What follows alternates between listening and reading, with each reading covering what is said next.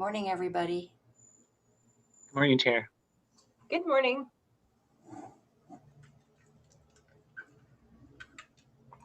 Well,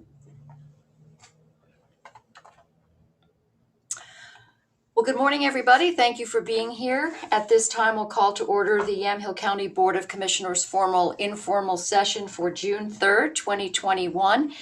And Commissioner Kula, would you please lead us in the pledge? I'd be honored to.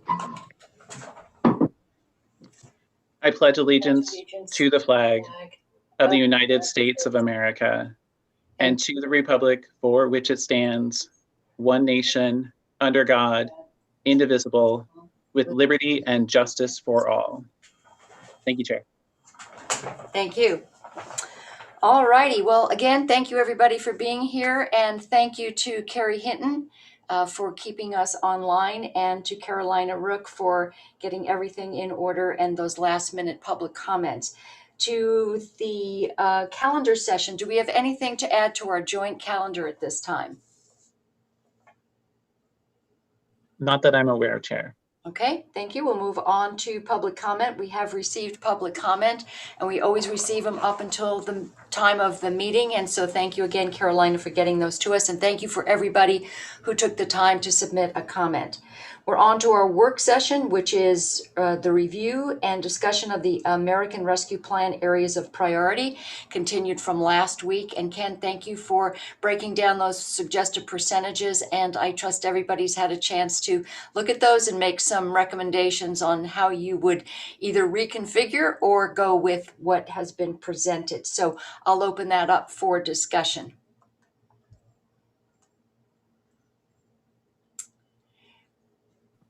Chair. Oh, go ahead, Chair. No, go ahead.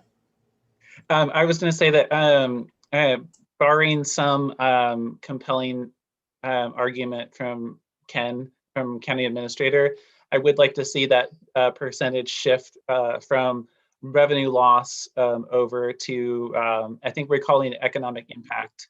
I need to place it up, pull it up, but I did write it down. And the other thing that I would, I talked to Ken about this, is I would love to see a significant portion dedicated to childcare.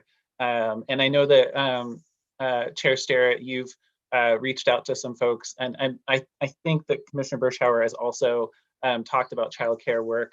It seems like an area where if we dedicate resources to it, both staff time to get to request proposals from the community, and then also dedicate some of these resources, that we really can make a difference in the childcare availability in the community. Thank you, Commissioner. Commissioner Bershauer. Thank you, Chair. I would agree with Commissioner Kula. I think that we could shift some of the percentage over from revenue loss to economic impact, and I would consider childcare projects part of economic impact. As far as the broadband percentage, I think that gets us there with the match from Senator Boquist. I think that puts that at roughly about $4 million is what I had in my notes. So I think that's a good percentage there. My instinct tells me to put a little bit more money in water and sewer infrastructure, just because that list of needs was so large. And I feel like, $6 million is a lot of money, but I feel like we could really have a deeper impact with some of our smaller communities if we boost that number up a little bit. And the public health percentage, a lot of that, the stuff that was listed in there is stuff that we have been doing. I'm aware of kind of some of the capital project needs for public health or HHS, but I would almost reduce that percentage down a little bit. And my preference would be to put the difference back into water and sewer. So along with Commissioner Kula's suggestion, I would probably prefer to reduce public health a little bit and boost water and sewer infrastructure up a bit, just because I feel like we're getting a lot of bang for our buck with water and sewer. Agreed. Thank you. Thank you both. Along those lines, I was looking at the broadband allocation and we have 9%. There was a recent call for partnerships to apply for a National Telecommunications and Information Administration Broadband Infrastructure Program grant. So that's something that we could consider. I was asking for confirmation from Senator Boquist's office on that allocation, and he said right now we're waiting on Ways and Means, and he's just saying at this point he's not entirely sure, but we're going to go with the fact that we've got that $2.3 million allocation for Yamhill County. So my recommendation would be not only that, and the fact that we are going to be able to, I would imagine, access other pots of money for broadband and not simply use this allocation, but I would recommend removing 2% from broadband. And also my concern is that, and also 1% from public health. But one of the concerns about public health is there was recently a request to increase the restaurant licensing fees to the degree that I think that even though there is a stated need to cover the increase in personnel costs, which is an increase of 18%, we have to acknowledge that our restaurants certainly didn't get an increase in revenue of 18%. So I want to make sure that we work with our Health and Human Services Director and our Public Health Administrator to be able to find a way not to pile on to the restaurants, those who have suffered among the most in this recent shutdown. So that's why I want to be able to backfill that with some other money that we have and use some of these funds for that. But if we remove 1% from public health and then we add 5% to economic impacts, I'm looking at how broad that category is and how many of the public benefit navigators and the community partners are covered in this. So we're talking about homelessness, affordable housing, housing vouchers, small businesses and nonprofits. That's the huge pot we're seeing. So along with water and sewer, we're seeing that other category that I think if we were to add a percentage, 5% to that and reduce from broadband, we might be able to just sort of juggle the numbers a little bit. Chair, I appreciate that. I think that that's reasonable to me, especially given how the economic impact category is so broad. There are so many needs within it. So I think that makes sense. I think it makes sense to have a significant but smaller than currently proposed amount in the broadband, almost entirely so that we have a solid grant matching fund, or so that we, if there's gap funding for a local service provider, a local internet service provider, that we can, get them over the top to some kind of expansion.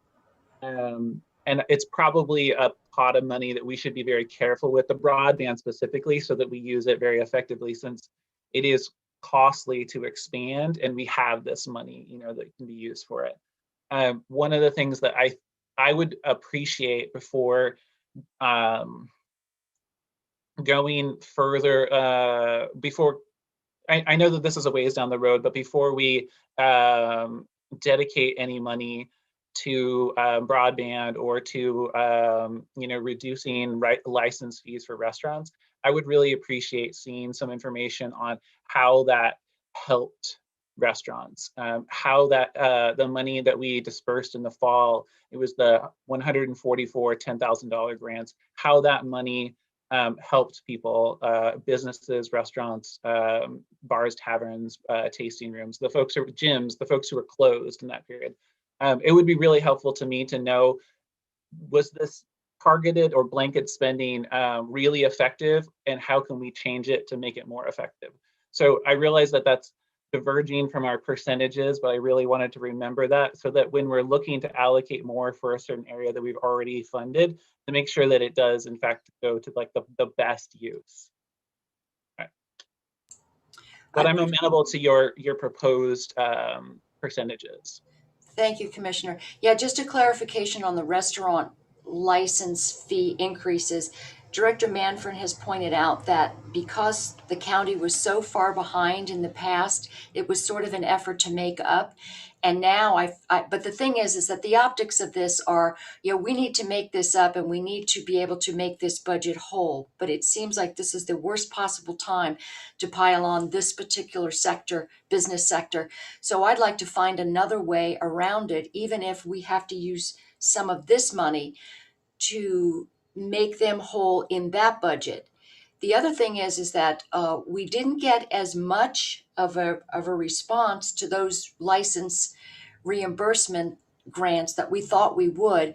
And my whole point, and I think we've all had this concern, is are the little restaurants, are the mom and pops, and the food trucks weren't covered in this last grant because they weren't as impacted because of capacity. So we want to make sure that I always think it's the little guys who really are not grant savvy. Let's face it, there are some who know how this game works and they're first in line. But the little guys who just don't know how this works or that it even exists, I want to make sure we get to them. So anyway, Ken, any thoughts on that, just that whole public health and that restaurant licensing fee we talked about? Yes, thank you, Chair. And I just wanted to quickly clarify, because I know we haven't brought forward a request to address the fee schedules, but that is going to be coming up. I know Lindsay has been working on that, and that's why we had some of the discussion yesterday with HHS liaison with the chair. So we're working on that. We are at the same time looking at, because we've had this grant program that we rolled out earlier in the calendar year for a grant program to offset the costs for restaurant licensing fee renewal. And we're in the process of tracking that. Honestly, we thought we were going to see a larger response than what we've got. I don't have the hard numbers. I wasn't prepared with hard numbers for this morning, but I can get that information and bring that to the board. And, and we've had some discussions about the restaurant licensing, because if you remember correctly, we did set some sideboards on the licensing, really focusing on brick and mortar establishments. And, it may be worthwhile to revisit the licensing grant program to look at expanding eligibility and having that discussion. So we can be prepared to, maybe even as early as next week, to come back and have some further conversations about the restaurant licensing.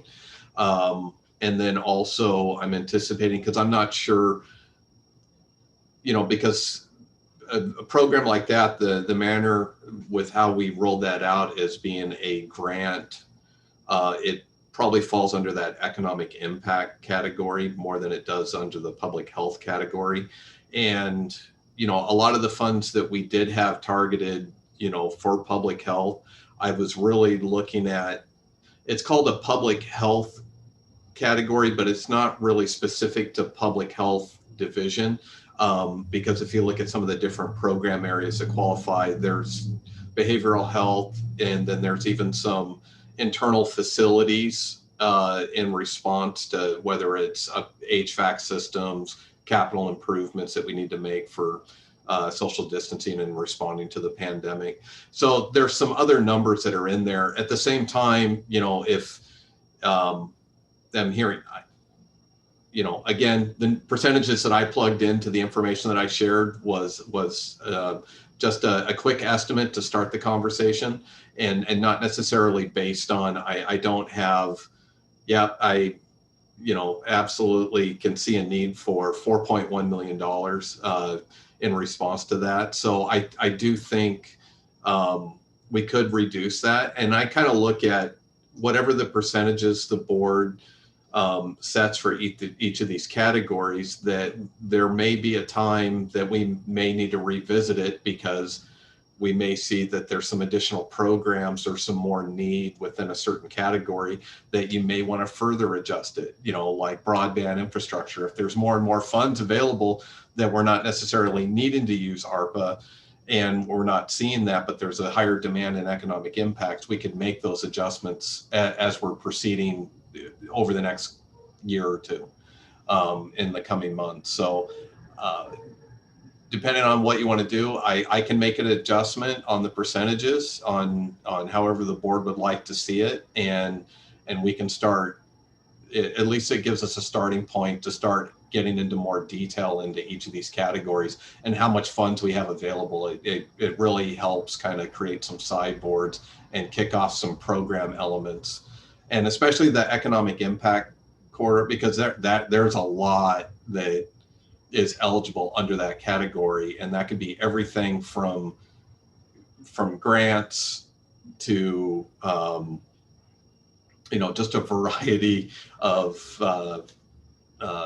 eligible expenses that fall under that category. So I mean, with the childcare, with business recovery, with you know, all of those aspects in this, I could see where that number could grow. And then the same thing goes with the water and sewer infrastructure. I mean, there was a lot that came forward, a lot of projects, and and obviously the need is there. Thank you for that, Ken. Commissioner Kula. Well, I spoke already a couple of times. If it's okay if we come back to me, Commissioner Bershauer wanted to say something too. We did the hand raise thing at the race. Go ahead, Commissioner Bershauer. Thank you. So I guess that's helpful that the distinction that Ken made with it's not necessarily public health or HHS. That's kind of where my brain was going, so I appreciate that. But I think considering what we've been discussing, and then also considering that there's potentially more funding coming in for public health, if you will, vaccine clinics, that whole effort, I would be comfortable reducing that down a bit more. So I guess the numbers that I had written down are 15% quote unquote public health, which isn't necessarily HHS. And I want to make that clear because all of our departments have really faced somewhat of a loss. So I want to make sure that we aren't favoring one department necessarily, even though HHS has been dealing with the effects of the pandemic. So I wrote down 15%, 30% to economic impacts, 14% revenue loss, and then 33% water and sewer, and 8% broadband. So I think for me that reflects really the generational impact of the water sewer projects, which I think is really important, but also beefs up the economic impact budget a little bit more, because I think that some of those programs, especially with childcare, are going to be a little bit more costly, but probably more effective than us just handing out money again. You know, there were some businesses that took money and then they still closed down. So, you know, I think it's a valid question for us to ask, how effective is this program? And would it be more effective, and Abisha and I were talking about this yesterday, but more effective to incentivize companies to come in and participate in something so that they get, there's a carrot there, but they get something that they need out of it at the end. And there's a big discussion today about workforce needs just in our local community here today on social media. So I think this is going to be a growing problem, but I would feel more comfortable if we beefed up that number a little bit. Thank you, Commissioner. Commissioner Kula. Thank you, Chair. Commissioner Bershauer, were you suggesting raising the 30 to a slightly higher? Before I go to my comments, I just want to clarify. For which one? Economic. So for economic impact, were you saying that your raising was to 30, or did you want to go higher than that? Yeah, I said 15, 30, 14, and I'm just reading across. 15, 30, 14, 33, and 8. Okay, great. That's what I wrote down. I feel comfortable with those numbers. I mean, I think you're right that I think you are very right, in fact, that it would be better to work on that carrot, like, here's something that can help your business that helps everybody, right? Rather than, sending cash to a business. I did want to note that, and I think that puts the economic impact amount at like 8.3 million. I might have my math off. I'm wondering whether you all would feel comfortable about then going into there and considering setting aside a percentage of the economic impact specifically for childcare. And I think I suggest that mostly so that we can get started. I know that the summer, it throws everybody's schedules off, but and it's going to take a while for facilities improvements or educational programming to get ramped up. But I do want to make sure that things are in place by school start in the fall. I feel like that's a good time marker for us to have projects that we have funded done or on their way. And I did want to put a plug in that last year, Commissioner Starrett and I and Commissioner Olson approved, I believe it was $5,000 shared jointly with the YCCO and their Early Learning Hub for a childcare accessibility and needs study. It was a survey that went out to childcare providers, businesses, and parents. And while we received the survey results and kind of an analysis of them, I wonder if it would be helpful for Jen Richter. I asked her if she would be willing to come onto Roundtable and kind of present the state of affairs based upon the survey, but I'm wondering whether it would be helpful for us to hear from her as well, since we did fund that work last year.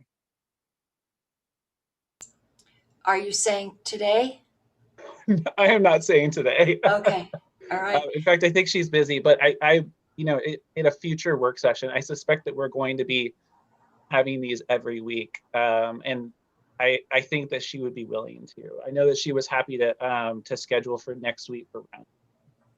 Okay, yeah, I would be happy to revisit that, because we really need to get an idea, sort of a base level of where we're at, and also we've heard about Project Oasis and some of their challenges as they've tried to navigate a location and having to pay STCs and all that type of thing. So I think we really need to really perhaps, strike at the root and sometimes address those issues, and that some of the barriers to increased childcare are SDC fees, which are just prohibitive. And even for the smaller home-based childcare situations, which really could take a bit of the pressure off if we had more of those. I know in McMinnville that would be great. So yeah, I look at this in terms of if we just removed a little bit more from, even maybe sharpened that pencil on broadband, only because we've got half of our $2.3 million that we're just going to assume we're getting through Senator Boquist. And we have opportunities elsewhere for that. So while we could pretty much complete the whole county, I don't know that we want to address it at this time, but I know that we've got some other pressing issues. So we would get a really good jump start on broadband if we reduced it down to, even 6%. Knowing we do have other resources. So Ken, are you keeping, I know I'm just keeping track of some of the ones that are coming across as far as what options are available, but they require a bit of more of a shovel-ready type of a plan. I know that Illyrica has been doing work on their own as far as mapping and different things like that, but we were going to revisit doing RFQs and those types of things, which is a whole nother project, and everybody's trying to scramble and do what they can, but I want to make sure that we don't throw way too much in broadband when we're going to get it elsewhere. Yeah, I think that's some of the challenge, especially with broadband in particular, because where a lot of these other categories, we have department or we have staff or we have kind of a central resource that helps you know, where you could see some tie into those programs, where broadband, we don't have a broadband office or something like that. So, and, you know, so that's always a challenge, but it does seem like there is a lot of funding. You know, we're seeing announcements, it seems like all the time, whether it's state or federal resources or grant programs. Some of them, you know, are also difficult to track because they're not necessarily coming through the county in particular. They may be directly available to providers to apply for. And so that one is always a tough one. You know, again, I think this is where, you know, it's a challenge, and we've talked about this before, is I really see the exercise that we're going through right now on the percentages is kind of creating that funnel. And because I think one of the challenges we have is we have these funds that are available and trying to plan and figure out how much to make available, while also recognizing that we're getting a number of requests almost on a daily basis on areas of priority and needs and things, you know, whether it's childcare, broadband, economic, you know, business recovery, even, you know, with the facility needs that I'm seeing, you know, that there's a lot of demands. And so what I'd like to do is, I'm again looking at this as kind of being a funnel, and and I could see reducing broadband down to, you know, maybe closer to 5% and maybe putting more into the economic impact, because that one is such a large category, where even a broadband infrastructure project, or depending on what's being proposed, may fall into that economic impact. I don't think these are hard numbers, and again, we can adapt as opportunities come up. But what I'm thinking is treating this like a funnel. Is if the board kind of, you know, if there's consensus on kind of that percentage breakout, then the next discussion, I think, would be, and based on what I'm hearing today, it seems like the first two we should probably start with is that economic impacts category and the broadband infrastructure. And maybe that's the next couple work sessions, that then we start getting into, okay, we've determined this amount of funds are available. How do we want to start prioritizing that bucket of funds, and what are the types of programs and how we want to apply it moving forward, to get into more details on each of those categories.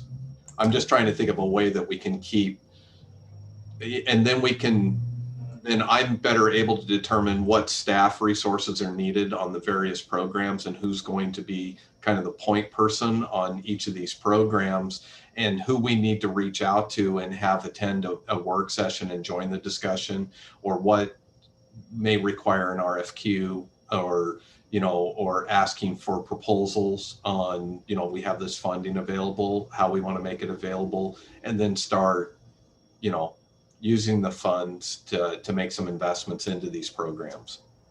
Thank you, Ken. I'm wondering if because we know that SEDCOR has done a lot of the lifting in the past grant cycle, but I'm wondering if it's within their scope of work, or even if we increase their scope of work to be able to take some of the pressure off this office. I know you don't have the bandwidth, so to speak, to get, like, a whole broadband project is a whole nother person or a whole nother department. And we haven't really been able to address it with the time and the resources that it's going to take. Now, I know that we've worked with different providers who are trying to help us out, but we can only go so far with them since we haven't done an RFP. And just to stay on the straight and narrow, we need to get that addressed. So I'm wondering if we have SEDCOR brought into this and play a bigger role in some of these projects that we just can't do on our own. And that's what I'm envisioning, you know, is kind of the next step, is once we do that, and then once I see the types of projects that the board would like to see move forward, and then, you know, if it's a economic impact and it's, as an example, like a small business or a business type grant or some economic recovery. Because I know Abishai has already been working with EDAC, and they had kind of a list that we'll want to revisit under that category and look at the type of recommendations that they may have. And I could really see having, you know, Abisha and SEDCOR, looking at the agreement and having them really focusing in on those areas. And then the same thing goes with broadband. That would be another one that we could have a similar discussion, because whether that's a economic driver and having SEDCOR involved with that, I'd have to look at the scope of work with the contract, and that's something I can talk to Eric and Abisha about on those areas. And then that way I can determine who needs to be involved with the public health, the revenue loss, and the water and sewer infrastructure. I can determine who's going to be assigned, staff wise, to kind of be the point person for making that happen as well.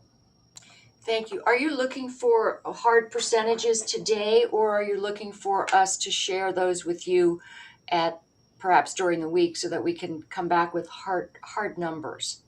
Well, I was thinking if there's consensus today, and it sounds like the board's close to consensus on some of the percentages based on the discussion. I think right now, from what I'm hearing, is Commissioner Sterrett, you were thinking going a little bit lower on the percentage for the broadband infrastructure and applying that potentially to the economic impacts category. And from what I was hearing, and correct me, but from Commissioner Kula and Commissioner Burschauer, it sounded like you also wanted to see more of an increase in the economic impacts. So if there was consensus to take broadband infrastructure down to 5%, and then that would increase economic impacts to 33%, I think it sounds like we'd have consensus on the rest of the categories. That works. Commissioners, is that close to what you were thinking? Chair, that works for me, and I think that we have enough wiggle room in what's economic impact versus broadband, and some of the broadband projects are probably far enough out that if we decide, oh, we need another 100,000 to get the whole county for this matching grant, whatever, we can still, there's flexibility to do that, but then we have a starting point with this. Because I know this NTIA is requiring a minimum of 12.5% of the project and submitting an application by July 29th. I think that's entirely doable, not only with the money we have, but with the, we've got a little bit of time. So that sounds good. Commissioner Burschauer? Thank you, Chair. Yes, that sounds good. And I would say that, maybe broadband has a little asterisk by it, where if we are able to cover the needs with Senator Boquist's allocation, then, we'd be in a position to shift some money over to economic impact.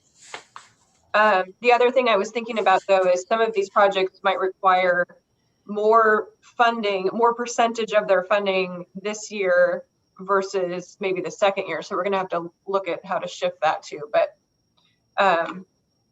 I asked Abisha last night, what are other counties in our region doing? And everybody's doing something different. So there's no right or wrong way to do this. Marion County is hiring a consultant to go out and do a needs analysis, and Polk County is doing their own thing. So I don't know that there's a right or wrong way to do this, but I feel like we're on the right path.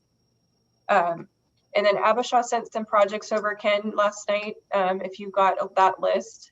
And they look like they're a mix of childcare, workforce development, economic impact type projects. So we might have to divvy those up a little bit, but those should be included in the list when we revise it.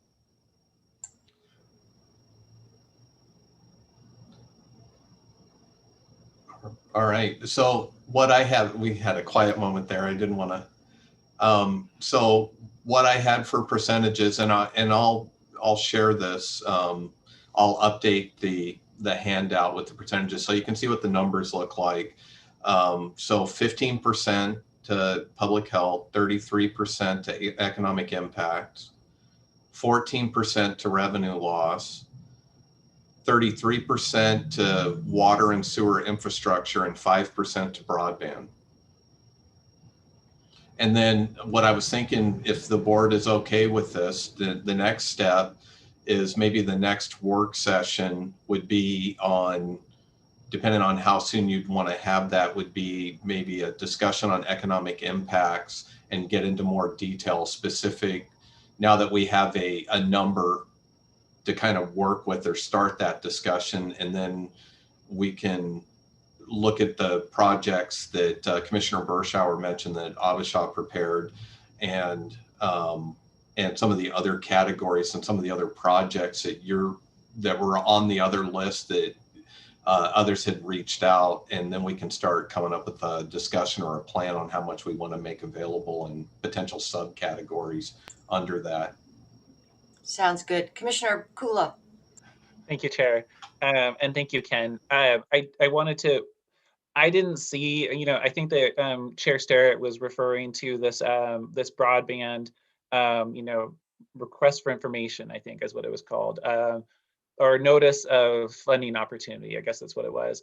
And Chair Sterrett, you said that it's a fairly tight window. What is did you say July 29th? They're looking for an application by July 29th, and it talks about the total project cost, but we don't have that. We don't have some of this information. So I'm wondering, I do know in my conversations with Illyrica, because they've sort of taken the lead in getting some of this, they said it wouldn't be necessary for us to do a mapping project or do a survey like Polk County did, where they sent out a letter to everybody in the county. He said, we're beyond that. We know where our gaps are. And also we know, where we need to plug in. So I think we have some of that, but I don't know how far we can go without getting a legitimate RFQ or at least an RFP from any providers. Yeah, right. I wonder, my understanding is that it's really the providers who are applying, at least in the conversation that I had with Avishai about it, but I could be wrong. And I'm wondering whether this might just be a good opportunity to inform providers in the community that we are interested in discussing providing that local match. Hedge it, but still, it's up to you as the internet service provider to apply with your shovel-ready projects. But we want to hear from you about your project, and we're interested in providing the local match. Does that make sense? That way we get them knowing about it and we get them thinking about applying. Thank you for that. Christian, as far as process goes and an RFQ and getting this information out to providers, what step in the process would we need to do to keep in compliance? So it really depends on the information that we're trying to get out, right? If we have a defined project that we're asking folks to apply for that says we have this defined need in this part of the county, and we would like you to propose how you would address that for us, how you would extend the broadband into these areas and at what cost and over what time, etc.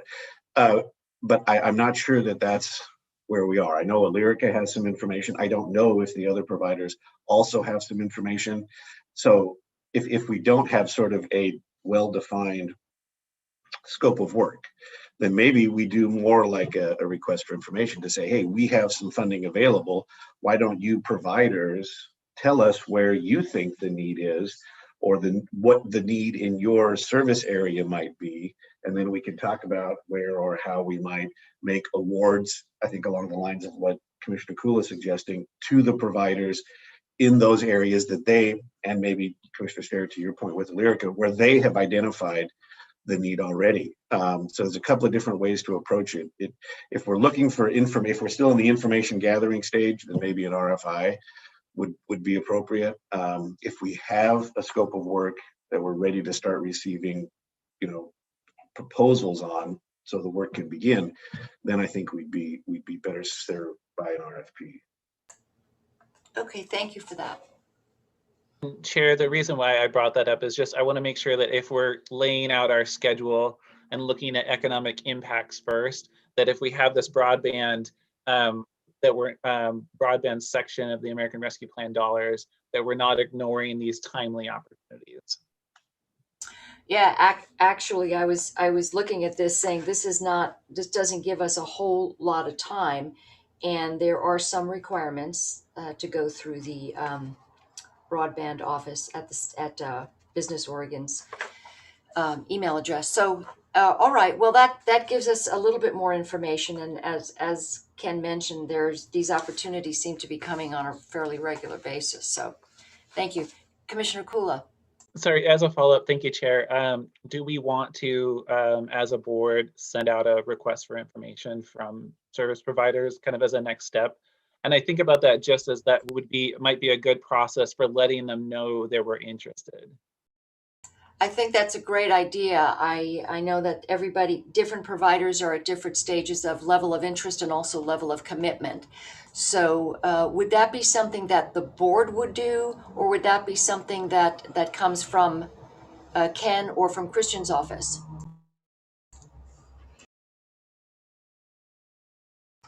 I think if this is something you're wanting to pursue, this would be something that it would come from my office. That I would work on it, and I would work just like any other project or program or RFP or anything else, that we would put something together, and then we could come back, and once we put something together, we could come back before the board and make sure that it's consistent with what you're envisioning, and then we could release it and go from there. At the same time, we can also make sure that we can figure out how to get the information out, because I haven't had a chance to dive into that announcement that came yesterday, but I had similar questions that Commissioner Kula had about who's eligible. Is this one of those programs that providers apply directly to, or is this something that they come and work through the county or a city or another partnering agency to apply for, and then we act as a conduit for that? So we can work on getting information sent out on that specific announcement to the various providers that we know of within the county that are involved with broadband, so that it's on their radar, and say, if you need assistance, and kind of reach out, who's interested, and kind of convey if the board really wants to see providers do this, convey, hey, this is something that the board's really interested in. So we wanted to bring this to your attention. We can do some outreach, and then we can also work on the RFI at the same time on saying, this is, what projects do you have? Give us some feedback. And what stage are they at? I think they're probably all at different stages and in different locations. So Ken, would you be able to get a hand with that from SEDCOR to be able to take a piece of this? I'll take a look at it. This may be something that either, this may be large enough, I may have to have a whole team involved. So I'm going to kind of hear in the direction you want to go. I'm going to take a step back and probably have a conversation with Carrie Martin and with Abisha and with Christian as far as what the RFI is going to look for. It was his idea, so I'm not going to let him off the hook. So, but and it may actually be a slightly, I don't know if easier is the right word, but less complex to just ask for the RFI, right? Because if I'm hearing, we would like them to tell us, let us know the kind of projects you have. Right. Let us know where your need is. Let us know where you are in the stage of development. So those three primary questions may form the bulk of the RFI. Correct. And if we can sort of say, here's where we understand the need to be generally, and help us provide some information to us so that we can work together to start to address this need. And if you have other needs, certainly, we want to hear about those too, sort of all in the general direction of rural broadband development. I'm wondering, thank you, Christian. Okay. All right. Yeah, I just want to make sure that we're, because we have so many different, the providers are all in different places and different stages of this. So thank you for that. Okay. Well, we've needed this to happen for a very long time. So thank you. Appreciate that. All righty. Thank you, Chair. Yeah, thank you. So is there anything else on the, on that agenda item as far as discussion of the ARPA funds? Ken? I'm just thinking, as far as how soon do you want to start, what would you like to see for a timeline for continued work sessions? How soon would you, next week?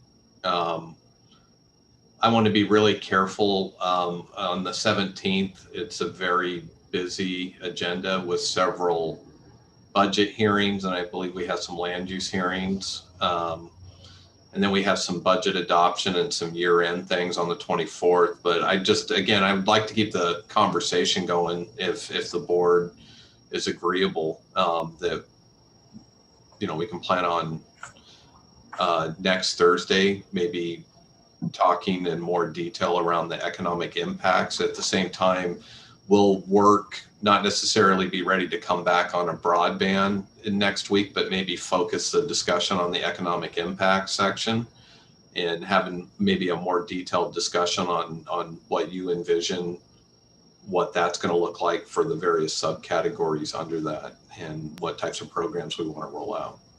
That makes sense. And then we can address the specific requests we've gotten, which will give us a better number. Yeah. I know we've gotten a number of community programs, community navigators that have asked for specific dollar amounts. So that sounds like a plan. Is everybody okay with that next week? Commissioner Burschauer. Thank you, Chair. The other thing I was concerned about was identifying if there's any projects, especially with like the water infrastructure, if there's anything that needs to be funded soon based on whatever X, Y, and Z is coming up. So I think we need, and I think that's probably the only bucket that might have projects that are that critical and timely. I didn't really see any others. There could be, but I might have missed them. So there's something that kind of rises to the top there that we could, now that we've established our purchases for the most part, something we need to consider soon. I want to get that rolling faster so we don't miss out. Thank you, Commissioner. Commissioner Kula. Yeah, thank you, Chair. And Commissioner Burschauer, I think that's a really good point, that there are some of those projects that have at least been identified that are urgent, as much because the ones that I'm thinking of are because DEQ is on board and wants this to happen, needs to happen. So if the board is fine with that, I'm happy to reach out to the cities, tribal partners, the irrigation district, and ask them which of these things need to happen as soon as possible, as opposed to part of a master plan and we're working towards it. Great idea. Thank you. And then I just wanted to ask, do you want me to reach out to Jen Richter at the Early Learning Hub for next week's work session, or do you want to wait for a future one? I would prefer to wait till we get a better idea on what those categories are going to look like under economic impact. So we know that's a priority. Now we just have to figure out what the need is and that type of thing. I know that Head Start is looking for a facility, either in McMinnville or Lafayette, and that is another big consideration. So yeah, so I think the existing childcare resources need to be also considered in this. So yeah, I think we might wait just till we get a better idea. Okay, that sounds good. Yeah, I mean, I think that she can let us know what the broad range of needs are, and then we also can hear, and we need to hear from folks like Sui at Head Start. Right, great, good deal. Okay. Thank you. All right, thanks everybody for that discussion. And we can go ahead and that's the end of the work session. We can move on to our department updates, which we have none. Our consent agenda, we've had a chance to look at the minutes and approve. Is there a motion to approve the consent agenda? I move that we approve the consent agenda as presented. Motion to approve. Further discussion? Hearing none, all those in favor signify by saying aye. Aye. Motion passes. On to item H, which is old business, discussion of an ad in the Made in Yamhill County publication, which was continued from last week. Commissioner Huffer. Administrator. Just really quickly, Chair, if I may, there was supposed to be an additional agenda item added under old business that admittedly I missed getting added to the agenda, which was a discussion item around, and I'm trying to think of the parent Equity plan? Parent notification that had to do with the notification that was supposed to be on the agenda under other business. Unfortunately, with my HVAC issues that I was having at my house yesterday afternoon, I was out, and so that agenda item was missed. And so I would just like to ask if the board would be okay with considering that as an add-on to old business, because really it was a carryover from last week. So why don't we make that item 3 under old business, if that's okay with everybody? All right, so we'll go back to item 1. Thank you for remembering, Ken. On to item 1, which is the Made in Yamhill County publication. And we received a letter from Mr. Conlon at the News Register asking us to consider placing an ad into the publication for a full page, and the request was for $799. Commissioners, thoughts? Commissioner Berschauer. Thank you, Chair. So I had a conversation with Abisha about this yesterday. Basically, SEDCOR has, as part of their marketing strategy internally, that they place these ads in these kinds of publications. The feeling was, and I believe it was Commissioner Starrett, when Commissioners Stan and Commissioner Olson were on, when you guys decided to partner with SEDCOR and sort of team up on the ad. And the intent was to, link SEDCOR to the county and give that a little bit more weight so that people understood what SEDCOR does and what kind of services they have. We talked a while about that and the different kinds of publications that they invest in. And one of them is also the chamber directories. And I don't know if you've seen the chamber directories, but if you're a business owner, you get a directory of all the local business owners who are also chamber members. And for me, that's a pretty important document. It's something that I look to when I'm looking for services. I will always go to a chamber member first, just to be supportive of local business. So that's also something that they invest in terms of marketing.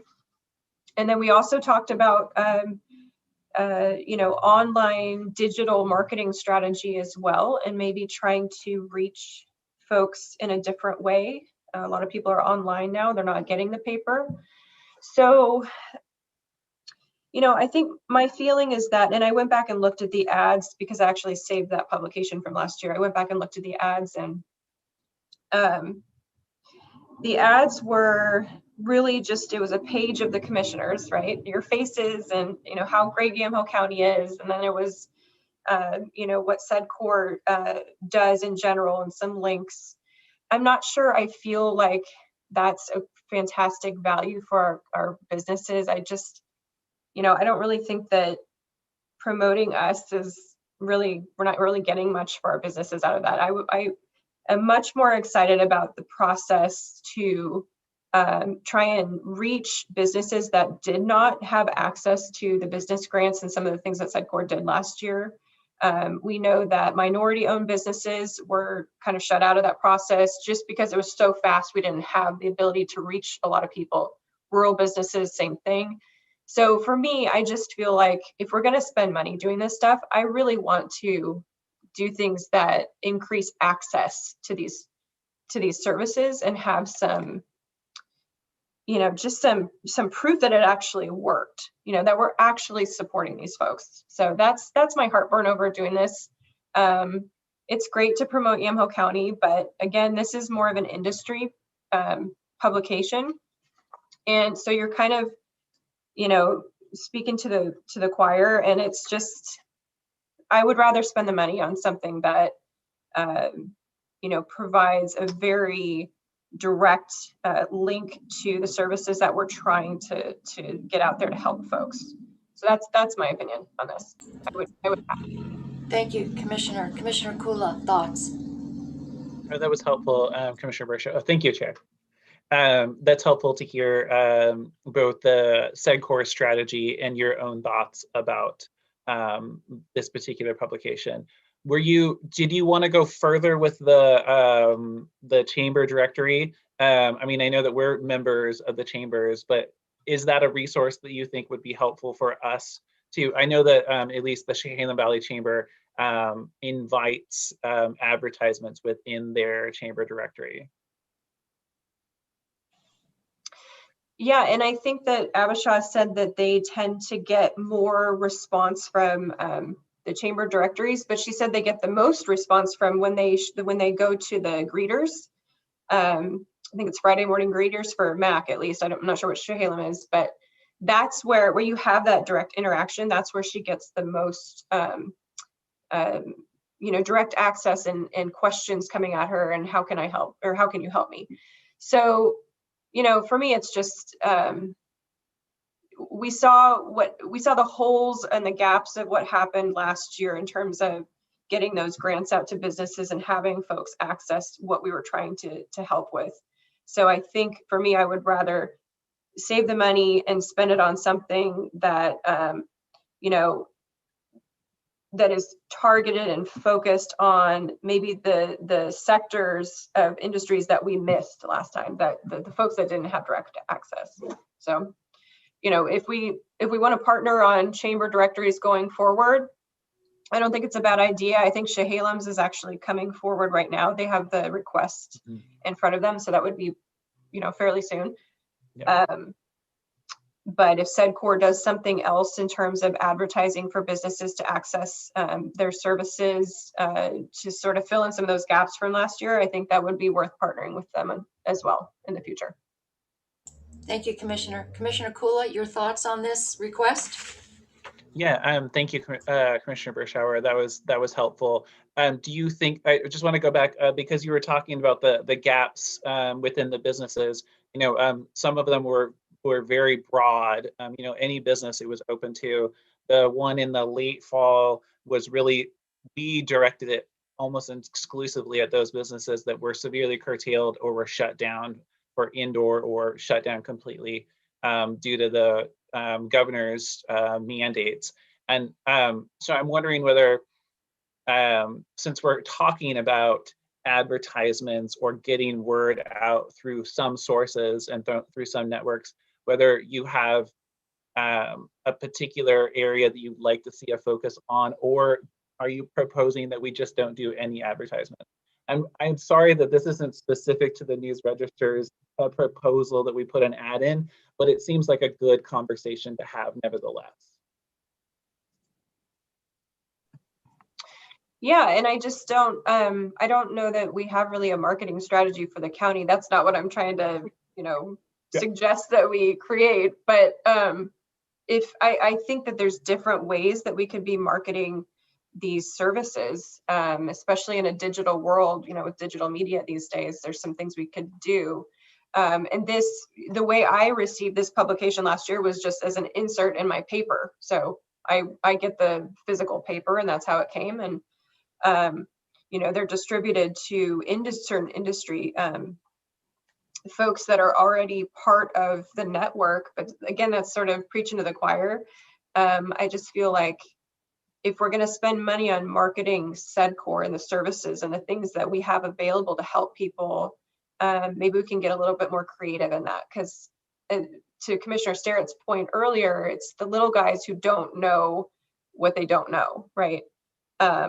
And even I've been a business owner since 2013. I mean, I wasn't aware of all of the services that SEDCOR provides, and we're pretty much, you know, connected and in the know. So that's just my suggestion. Maybe we change it up a little bit and do something with digital marketing or something like that going forward, especially considering that we have, you know, $20 million in front of us that we really want to get out there in the best way possible. Thank you, Commissioner. Commissioner Great. Kula? Oh yeah, thank you. Just as a follow-up then, what commissioners, what do you think about the next time that Abisha brings us her update, and that we also ask her about a marketing strategy, including where she understands the gaps are based upon her experience with industries in Yamhill County and the Valley, and at the national level. Does that sound like something that would be helpful? It would be helpful to me. I think it would be great, and especially because really at the end of the day, this is what SEDCOR is tasked with, which is business retention and recruitment, and that it comes under their scope of work. So yeah, but to be more specific about a marketing strategy and what they're looking at. And we also know business to business revenue is what drives the economy. I think even more so than consumer, because that business to business is what's propping up a lot of our industry. So at this point, I'm inclined to say, and I've said this every year, that I don't see a fit for taxpayer money to fund this, because we do have SEDCOR doing our bidding in that arena. So I would be a no on this request. Chair, that makes sense to me. Correct me if I'm wrong, Ken, but haven't we traditionally used our economic development dollars, the lottery dollars, or maybe we haven't for this? So I just want to note that they're not. I recognize that the people who are paying into lotteries are taxpayers, but typically we've used lottery dollars, right? But I agree with you, Chair. I just wanted to make that clarification. Right. I think every dollar that we have, since we generate nothing on our own, that everything we have, we've taken from someone else, or we've been given as a pass-through from a state agency or a federal agency. So every dollar we work with, every pen we have in this business is because a taxpayer somehow paid for it. So, okay. So do we need an actual motion on that, or are we just going to go by consensus? Do we need an action, Christian? I believe you voted on this in the past, so that would probably be Okay. best. So we have a motion to approve the ad in the Made in Yamhill County publication.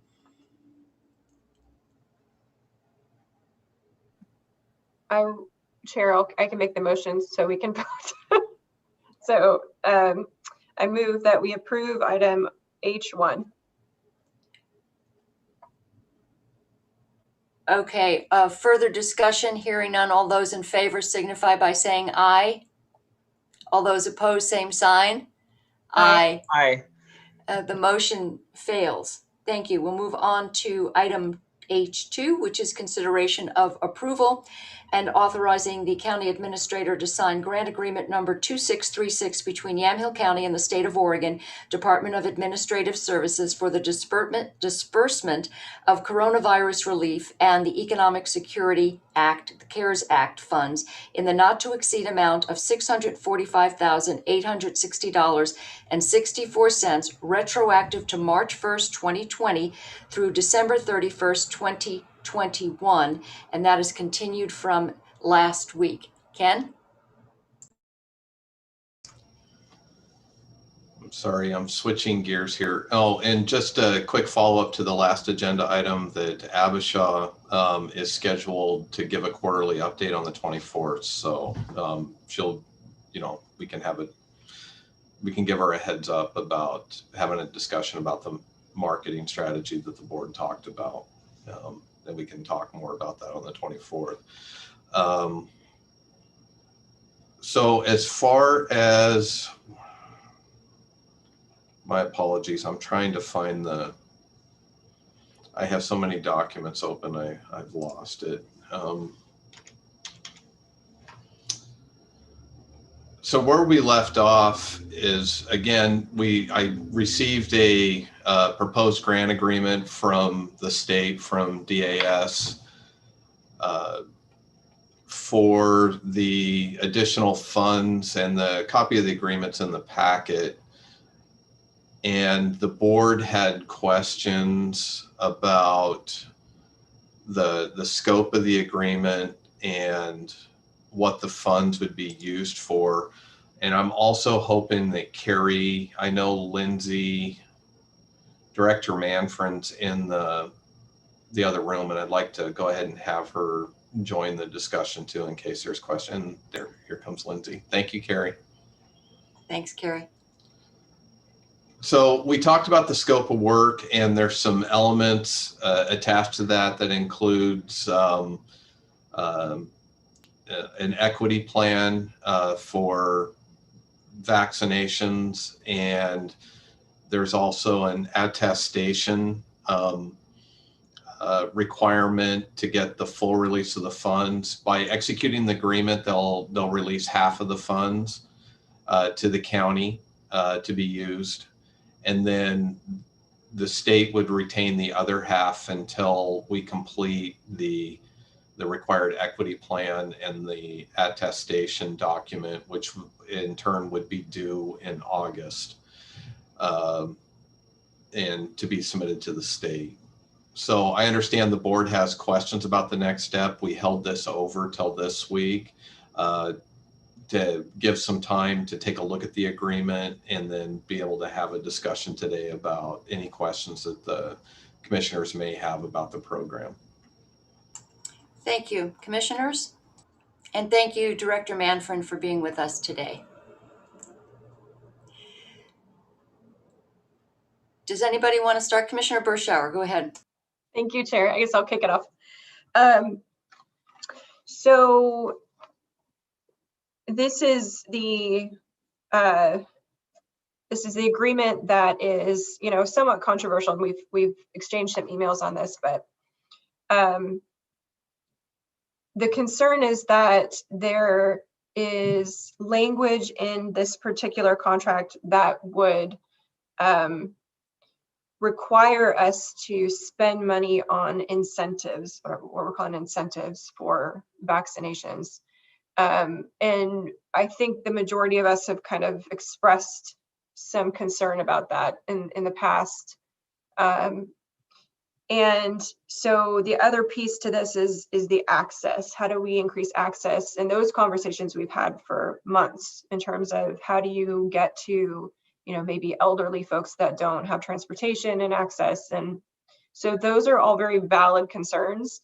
So I'm having a hard time because I agree with one side of it, but I'm really concerned about another side of it. So how do we get into a situation where maybe Yamhill County's focus is more on the access and we're just not going to do incentives? And is that okay? Are we going to run afoul of the contract? Are we going to, be on the hook for anything? I guess it's hard to know until we see what the equity plan is. But some of the language in it was concerning to me. And then I had questions for Christian yesterday about, what is this going to bind us to anything in terms of paying money back if we don't provide incentives or we choose not to? So those are my general thoughts. Ken? And I guess, now that I was able to get myself organized a little bit, and I actually have a copy of the agreement in front of me. So the proposed agreement, if you look at an Exhibit A in Section 1, the project description, the intent of these funds is for the following costs incurred during the performance period. And it has 3 bullet points that one talks about culturally responsive, low barrier access to COVID-19 vaccination, with the special emphasis on populations experiencing vaccine inequality or reduced vaccination rates. Marketing and promotional costs encouraging COVID-19 vaccination and transporting persons to and from COVID-19 vaccination sites. So that's the Exhibit A talks about the project description, and you have those 3 bullets that address that. And then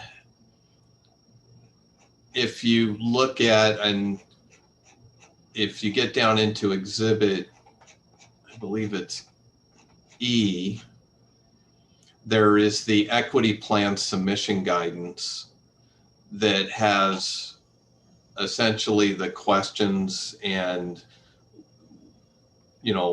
what our draft response and what our submission would look like would be looking at that Exhibit E. And as far as the specifics around incentives and being a requirement, I'm not sure where that falls in, because I see that there's a lot of questions, and maybe Lindsay, you've had a chance to look at some of this. Maybe you have some thoughts on it.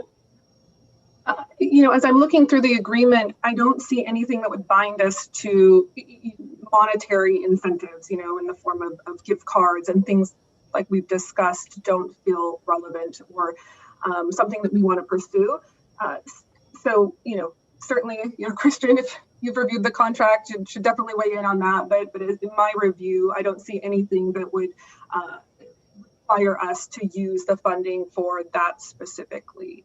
I think where the funding could be really supportive and helpful is both internally to public health staff, but also thinking about financially supporting some of our community-based organizations who really have the connection to some of our communities that have been hardest hit with COVID illness, and that we're really trying to ensure that we're doing culturally appropriate outreach to. And that could look like a number of things, including support with transportation where that might be a barrier.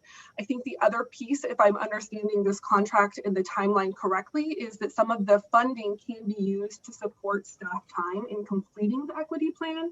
And I think that that's helpful as well, because I know that for me, certainly, and I think for our community-based organizations and community partners, it feels really important to really be thoughtful and intentional about that plan. And I certainly want to include them in the conversations about what that plan looks like.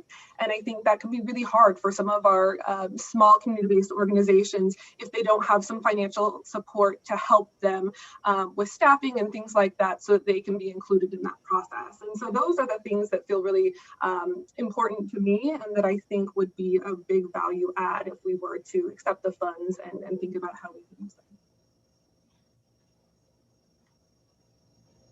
Thank you. I have a couple of questions. I know, Director Manfred, I'd reached out to you about my concern about the, excuse me, items 8 and 9, addressing vaccine confidence and communications to dispel misinformation. And I had spoken to Leah Horner, who is the governor's spokesperson, and I said, just give me a for instance, what would you consider excuse me, misinformation? And she said, oh, well, there's this myth out there that it could cause sterility or issues like that. And unfortunately, and I've got a Pfizer document that talks about some of the concerns, and the fourth concern down affect the ovaries. And this is a Pfizer document that anyone can get. I'd be happy to share. So we have to be really careful. And one of my concerns is that what the narrative is about misinformation, we're now finding out more and more every day that what was considered misinformation is actually quite based in fact. So those are my two concerns, educating the community about the safety and efficacy. And I know, Director Manfred, I sent you something yesterday which really concerned me, and that is that we are saying in our FAQs on our website and in our community partner outreach is that, yes, these vaccines are safe and effective. I don't think that at this juncture in the phase 3 clinical trials, we can get away with saying that in all honesty. So I would these are the two concerns that I have. I think everything else in it is great. I want to make sure we're not part of a misinformation campaign, and that we're giving people the straight scoop about the risks and the benefits of choosing a vaccine. And I also don't want to get to the point where we make a vaccine available, but at what point do we become nagging, and at what point do we become coercive? Because if we're looking at another 8,600 people that would need to be vaccinated to reach that 65% in our county, at what point are we now just, you want the vaccine? Yes, we'll make it available, break down every barrier. But now what are we doing when it becomes a bit on the coercive side? And I know we're not doing that with incentives, but those are my two concerns, that we're giving everybody the straight scoop, and that includes giving them the full story. I'd be happy to speak to that. And I will continue to say my goal and intent and how we are approaching this from a public health standpoint is I ultimately want to ensure that every single person in Yamhill County who wants the vaccine is able to get it. And I want to make sure that every single person in Yamhill County who has questions has an appropriate person that they can go to seek guidance and get information. It's okay to have questions. I certainly understand that. And I want people to feel safe and okay asking those questions. And I want them to feel good about the responses they're getting. And I think that's why so much of the work that we've been trying to do is to let people know that they should be connecting with a trusted healthcare provider. They should be talking with someone who they trust, who they oftentimes who knows their history, who may know of anything that might be of concern for them. And so I think that will continue to be our message, is that it's okay to have questions, seek answers, go somewhere you trust. And that will continue to be our message. I think it's really hard, to your point around, when have we reached that sort of threshold of everyone who wants the vaccine has received it. I think that's a really hard thing to assess. And I think that can be part of what our equity plan includes. And I know that those are some of the conversations that we're having with the state is, what is that going to look like? What's the evaluation component going to look like? How do we know that we are locally and as a state achieving those goals of ensuring that anyone has access to the vaccine, including those people who experience far more barriers than many of us would have in order to access it. So those are definitely pieces that need to be developed still.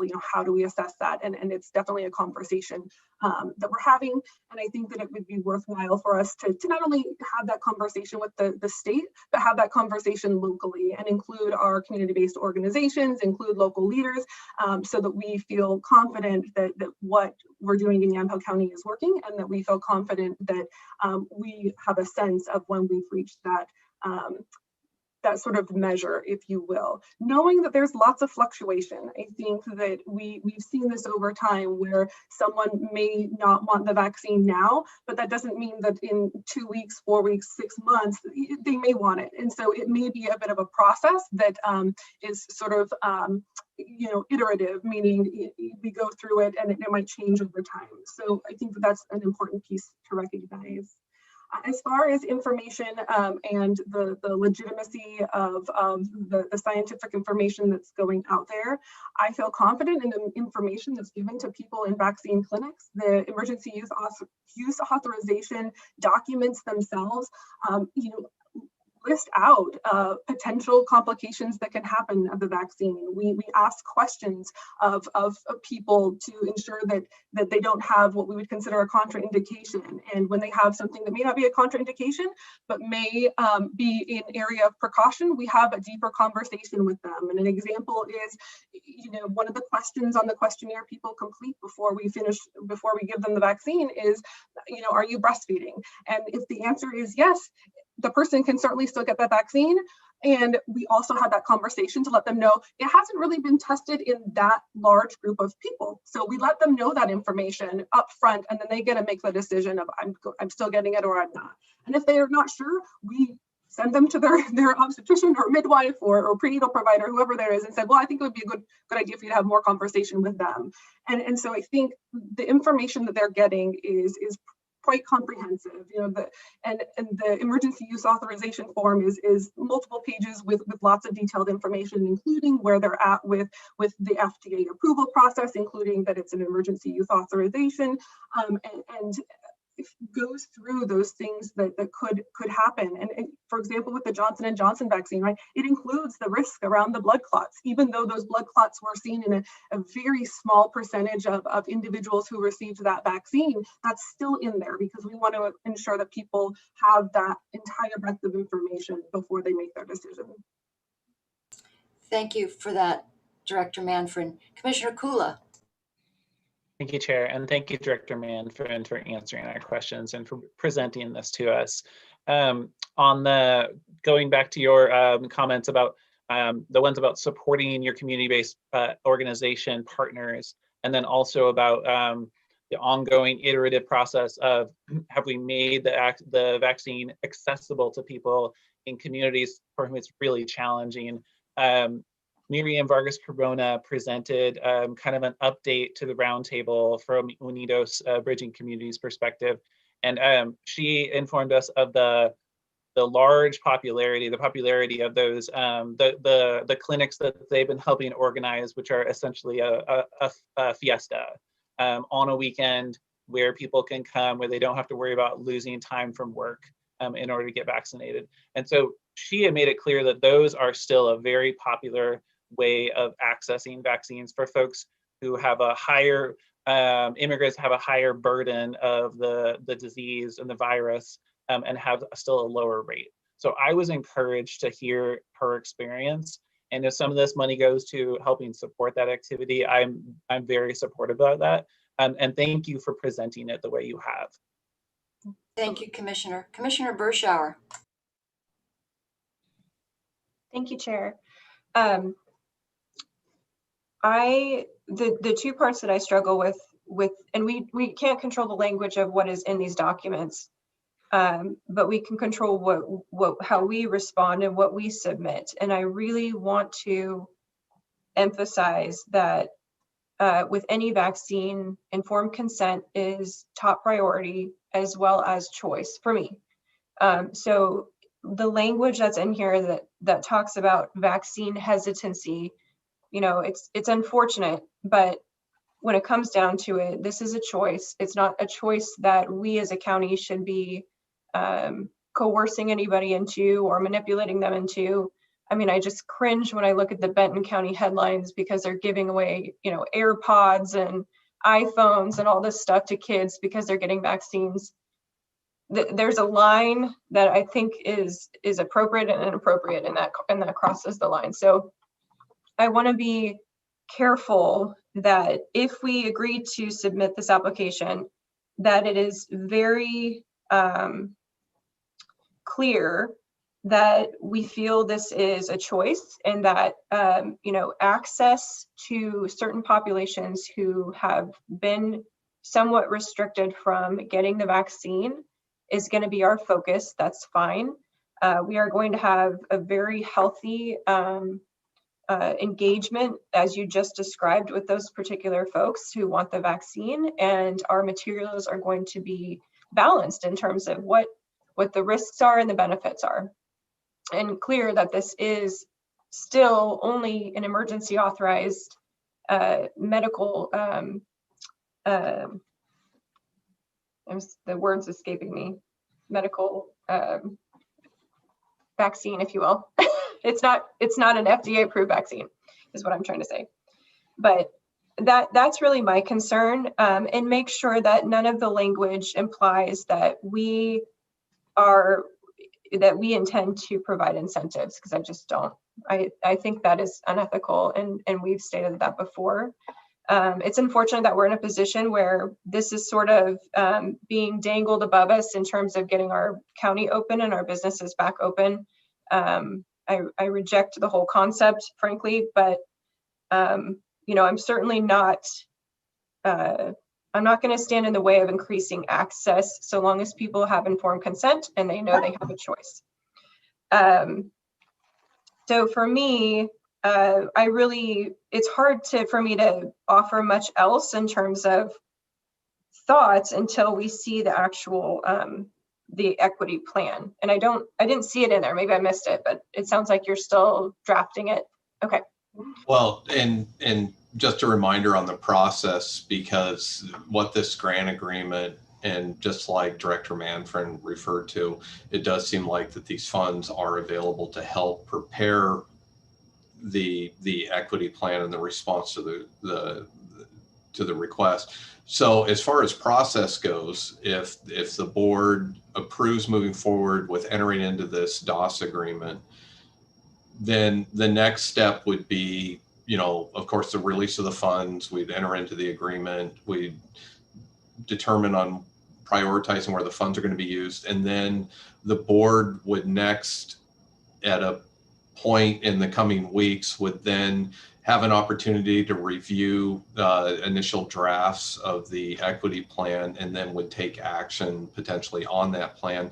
And then there's the attestation portion that I also mentioned that would require board action as well to get the full release of the funds that are made available. And then I'm anticipating, based on the conversations, that we're probably going to have even further discussions about how these funds are being utilized, or kind of how priorities are going to be determined based on Director Manfred's recommendations, because I really see that these funds are going to go straight to HHS, you know, for implementation. So, and I'm, you know, as Lindsay had already shared what she was envisioning with some of the community partnerships and some of those other areas of where these funds could be utilized, you know, is the next steps that how we would implement this.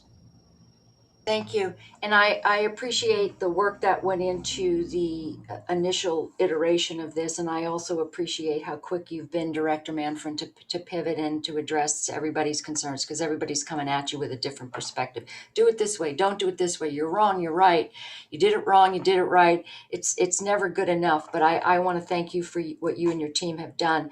I think, again, for me, those two sticking points, and as I've addressed at the governor's office, are the term vaccine confidence and misinformation, dispelling misinformation, because that's going to be a question of define misinformation and define vaccine confidence. So for me, I think that I would feel a measure of comfort. I think as far as the other items on this, they're very well outlined in terms of how the outreach is going with our various partners. But for me, the sticking points are going to be is just how much we are giving in terms of that information, and what does that information look like. And so I sent you some suggestions, Director Manfred, and I don't know whether that would be part of a further discussion, and to be able to say, yeah, we are giving all of the information out. I just want to make sure that it isn't one-sided. We seem to be in an echo chamber when it comes to, there's one narrative, and anything that goes beyond that one narrative becomes, conspiracy theories or how dare you question this. But I think in the interest of the health of our community, we do need to ask some pretty tough questions. So I don't know what the next step would be. Commissioner Berschauer? Thank you, Chair. I just wanted to say real quick, as a follow-up with Christian, did you get any more information from yesterday from your call as to what happens if we enter into this on June 15th and then on June 30th, the state is at 70% and all of a sudden everything goes away?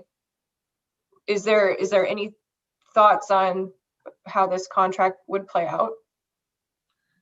Are you asking if that were to happen, might we then be asked to repay some of the money? It's the not metrics clear. Change? Do we just keep going and we just continue to do the work and operate as normal, or it's not super clear? You're right. It isn't, and I think this is sort of just the world we find ourselves in. These things are changing constantly. As I'm understanding it, we would be eligible for the first half within 5 days of signing the agreement. We wouldn't be eligible for the second half unless or until we submit our equity plan before August 31st, and then that money wouldn't be released until DAS or OHA had approved our plan. So between when we approve it, when we receive the money, and when the state might hit the 70% benchmark, I think, and Director Manfred, correct me if you disagree with this, I think if we are continuing to spend the first half of the allocation that we've received on the items that are authorized under the grant, we shouldn't be in a position of finding ourselves having to repay any of that money back. If we get to the 70% threshold and we get some information from the governor's office or the OHA that says, okay, we fit this threshold, our advice is now changing. To the extent you've signed this grant, received some funds, if you haven't spent that money yet, please stop.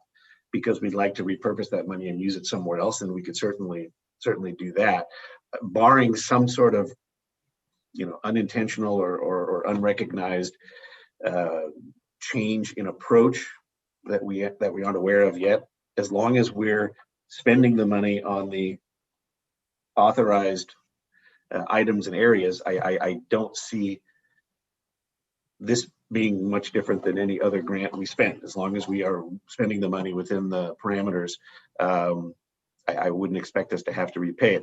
I think there are some different questions still outstanding as we've been discussing about the equity plan. But hopefully we'll be able to address the concerns that the board has in how the plan is put together. And then that will obviously be subject to approval by OHA. And if they don't approve our plan, then we wouldn't be receiving that second tranche of funds. Okay, yeah, I was just concerned about if they don't like our plan, yet we've already received, $300,000 or so, and we've been spending it because a month has passed. Yeah. Is there any link between that? I don't believe that there is. I haven't been able to get a definitive answer, but in my reading of the agreement under Section 7, the only requirement to receive the first half is executing the contract. The other 50% is much more specific about completing responses to the questions in Exhibit E and demonstrating progress towards implementing the strategies outlined in our responses. And that it says we will not receive and the agency will have no obligation to disperse the second installment if we fail to deliver the equity submission by August 31st of 2021. So that's about as clear as I can read it now, that it is the second half of the money that is most dependent on what we submit and how that reads and whether or not it will meet with OHA approval. And again, the first half is to me more general in terms of, as Ken described right at the outset, the issues under Section 1 or Section Roman numeral 1 under Exhibit A.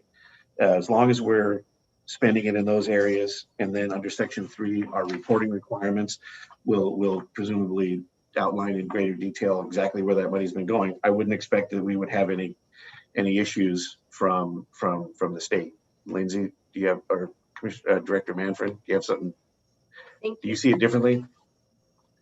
No, I don't. I think part of where the confusion might be is that there's this process with the DAS agreement where you are able to, have this funding that will help support completing the equity plan. But there's another process that counties are able to go through if they reach the 65% benchmark. And if that were the case and you wanted to apply, if you will, to move to low risk, you need to also submit this equity plan, which happens to be the same questions as in this agreement. And so if we were in a position where we were going to meet that 65% benchmark before the state met the 70% benchmark, we may want to talk about increasing or speeding up the timeline of submitting the equity plan, because that would allow us to move to the low risk category. Right now we're at about 7% away from reaching that the 65% benchmark. So I think the more likely scenario is the state will hit 70% before we hit 65%. I can't say with certainty, but certainly we could have that conversation if we were getting closer to that and felt like we needed to speed up the equity plan timeline. Because of course the equity plan, whether it's submitted for this longer term process or submitted in a request to move to low risk because you've hit 65%, it does require signature from our board chair. So it would certainly be something that comes before you in either scenario. I have received and had a chance to take a look at some equity plans that other counties have prepared and submitted. I asked some other county councils if they could share that with us, and some of them aren't at 65% yet and may not reach 65% before the state hits 70, but they've completed, signed, and submitted their plans along with the attestation letter. I think some of the approaches that those counties are taking are probably not the kind of approaches that we will be taking, and their plans probably read a little bit differently than ours might.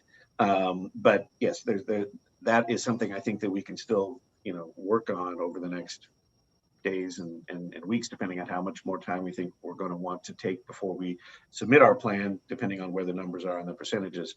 But again, just to reiterate, as long as HHS is spending the money on those areas outlined in the grant agreement, I don't believe there is a risk that if, for example, they don't approve our equity plan once it's submitted, that we would be somehow obliged to return the funds that we've spent under the first half, as long as those funds have been spent on in appropriate areas and on appropriate things. Thank you. All right, excuse me. So at this time, we're just going to basically take a look at whether or not we're going to give approval to sign the grant agreement, but we haven't signed the actual plan, or we haven't done the attestation or agreed to the plan because we haven't seen the final draft of the plan. So at this point, it's pretty wide open, and we're just giving our administrator the authority to apply for it, but we're not approving the equity plan with this action. That's correct. Okay, But thank you. Well, if there's Christian. you would be approving the agreement, which we would be signing and submitting, and which would make us eligible for the first 50% of the funds. Correct, but we're not, I just want to be clear, but we're not actually You're not agreeing to approving a the plan. plan. Okay, Correct. all right.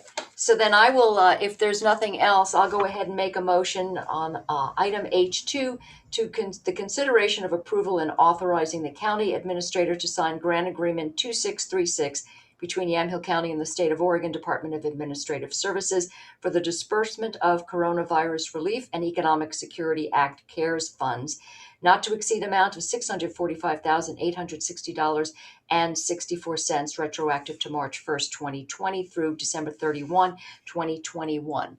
Is there any further discussion? Hearing none, all those in favor signify by saying aye. Aye. Aye. Motion passes. And thank you, Director Manfred, for once again stepping up to answer our questions. Appreciate that.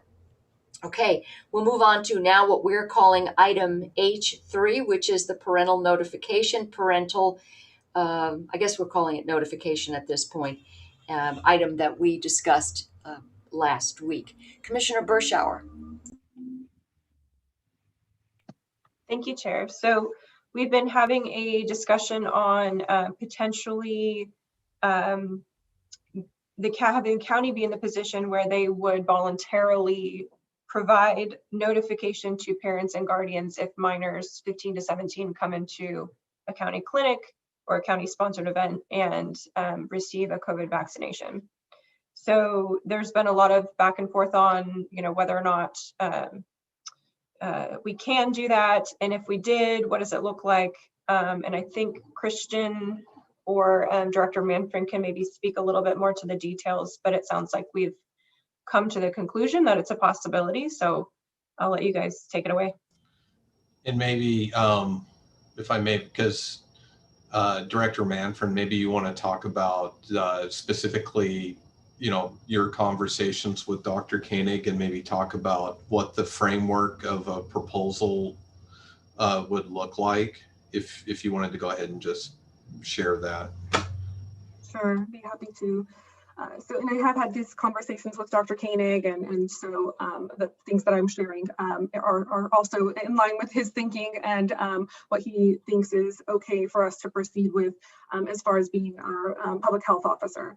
And I think the way the statute is written currently around both the minor consent laws, but also around the ability for a provider to notify a parent when someone has received services is really written at the discretion and allowing the provider themselves to be that decision maker. So I think that's just an important piece as far as sort of how the statute's written. And in our conversations, Dr. Koenig and I have come to the agreement that as long as it's voluntary and not a condition of getting the vaccine, that we can certainly move forward with that. And what I think that would look like operationally is having a form of some sort that would be very, very simple. That, you know, anyone who came in without a parent, without a parental consent form would be asked if it's okay for us to notify their parent or guardian. And as long as they said yes, we would have them, you know, fill out the information of where that information could be sent. We can have a form letter ready, and then you know, that letter would go out to the parent within a couple of days of the vaccine. And so I think that it's important for us to have some sort of separate document, more for sort of logistical purposes. As I think through what vaccine clinics look like, you know, I don't want to just use a stack of paperwork and keep two different piles, and I think that it could get very messy. So I think having just a very simple form that could get put in, you know, in one spot, so that after those events, those could be picked up, and you know, the mail merge process can happen, and those letters could go out rather quickly. That would really be a fairly general letter that just specifies that this youth received the COVID-19 vaccine, and that you know, if they have questions, they can, you know, the public health phone numbers that they can call with anything that they might have questions to, and then it could go out to the parent.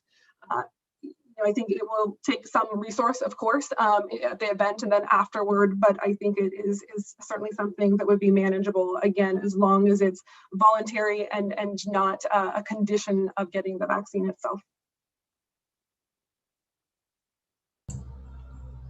I know one of the concerns that I had, and one of the reasons why this was so important and why we received that avalanche of emails from people the last couple of weeks who were saying, yes, please, I think parental notification, parental consent is really important. We found out that we could not do parental consent because it was against Oregon statute.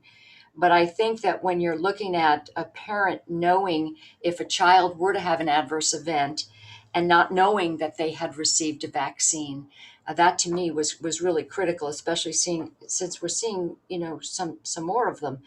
So for a letter to go out a couple of days after a child's been vaccinated, if there is an event within 48 hours, it's not optimal, but I don't know what else we can do. This seems to be, with the constraints we have, really all we can do. Commissioner Berschauer? Thank you, Chair. And yeah, that's my concern. And I've said this to Christian as well, is I can't imagine a scenario where, you know, my son or daughter comes home and didn't inform me they got the vaccine. And then all of a sudden, as we're seeing now with especially young men, teenage boys, they're having heart inflammation problems in terms of adverse reactions to the vaccine. If something were to happen where I wasn't aware, you know, and I was in a position where I had to try and care for my son and I didn't have that critical piece of information, I can't even imagine the feeling that those parents have if they don't know.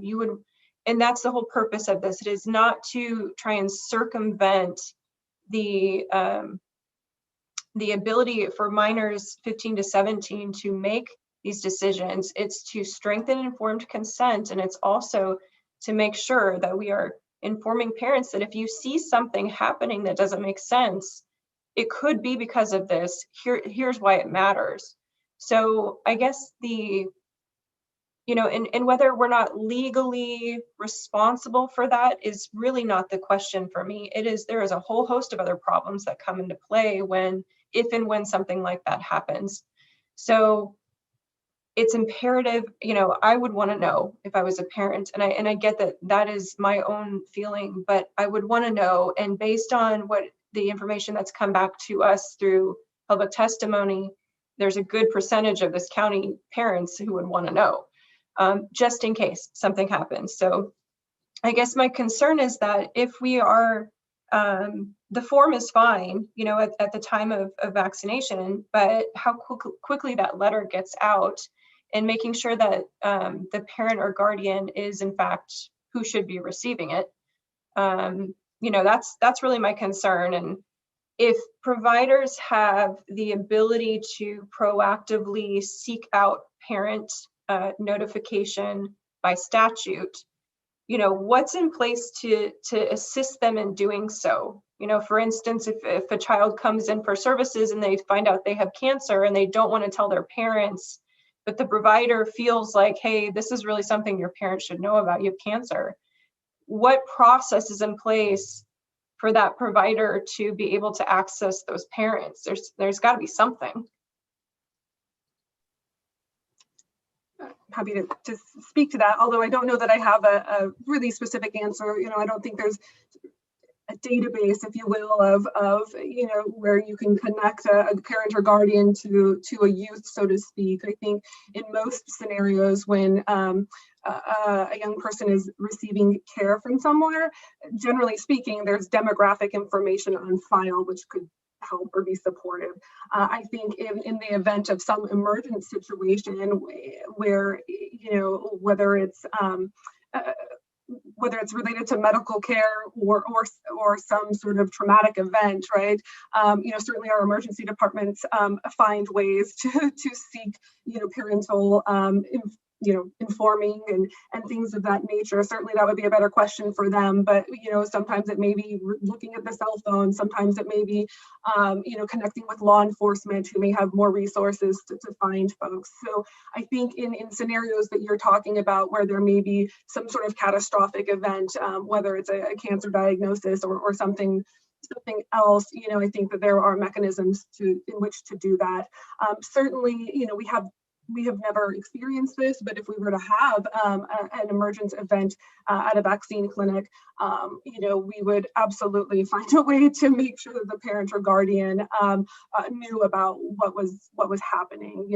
Again, that has not happened, and certainly hope that it never would. But we would actively seek out whatever way we could to make sure that the parents were notified. Do you think what we know about vaccines is significant health events such as allergic reactions or things like that generally happen within a few minutes of receiving a vaccine, and that's why we require folks to wait 15 minutes. That's actually been something we've done even pre-COVID with other vaccines, just to err on the side of caution. And so certainly we have things like that in place to monitor folks, just to make sure that they're safe to leave, whether it's our clinic on site or another event where we might be providing vaccines. Okay, thank you. That's really helpful. So there's no magic answer to the data of figuring out where parents are and sending them a letter, but I would, it sounds like this is our best option, as Commissioner Sterrett stated. And so if we're going to ask, minors to voluntarily provide their parent or guardian's information, and we're just going to send a quick letter over and saying, your child received the vaccine, then that's the best we can do, and that's something I would support. So I'm just wondering, in addition to that, thank you, Commissioner Berschauer, Director Manfred, in addition to that, would we also have something with more immediacy? So the letter will go out, and that might take several days. But if we had a form that said to your parents, your child has received a vaccine, if there are any concerns or questions, or if you notice anything of concern, these are the numbers you should call, or something like that, so that at least you can hand it to the minor, who can then take it home or throw it out on his way home, whatever.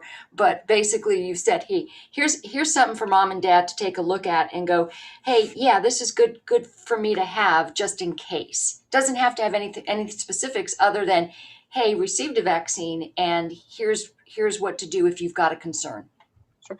I think I believe I understand what you're getting at, and I think that that's doable. What I think, though, is that the information that they're already receiving could very well act in that manner. So what they would receive and be able to take home, like you said, and either give it to their parents or who knows, includes the vaccination card itself, which has information on the date they received it, the lot number, which arm it was received in, who provided it, and then they also received the information on the VStat, where everyone's encouraged to put any sort of symptoms they may have, and then it also includes the emergency use authorization form that is has many details about the specific vaccine. And again, there's 3 different ones, one because all 3 vaccines are different. So they do receive a fair amount of information that I think the parent could could utilize.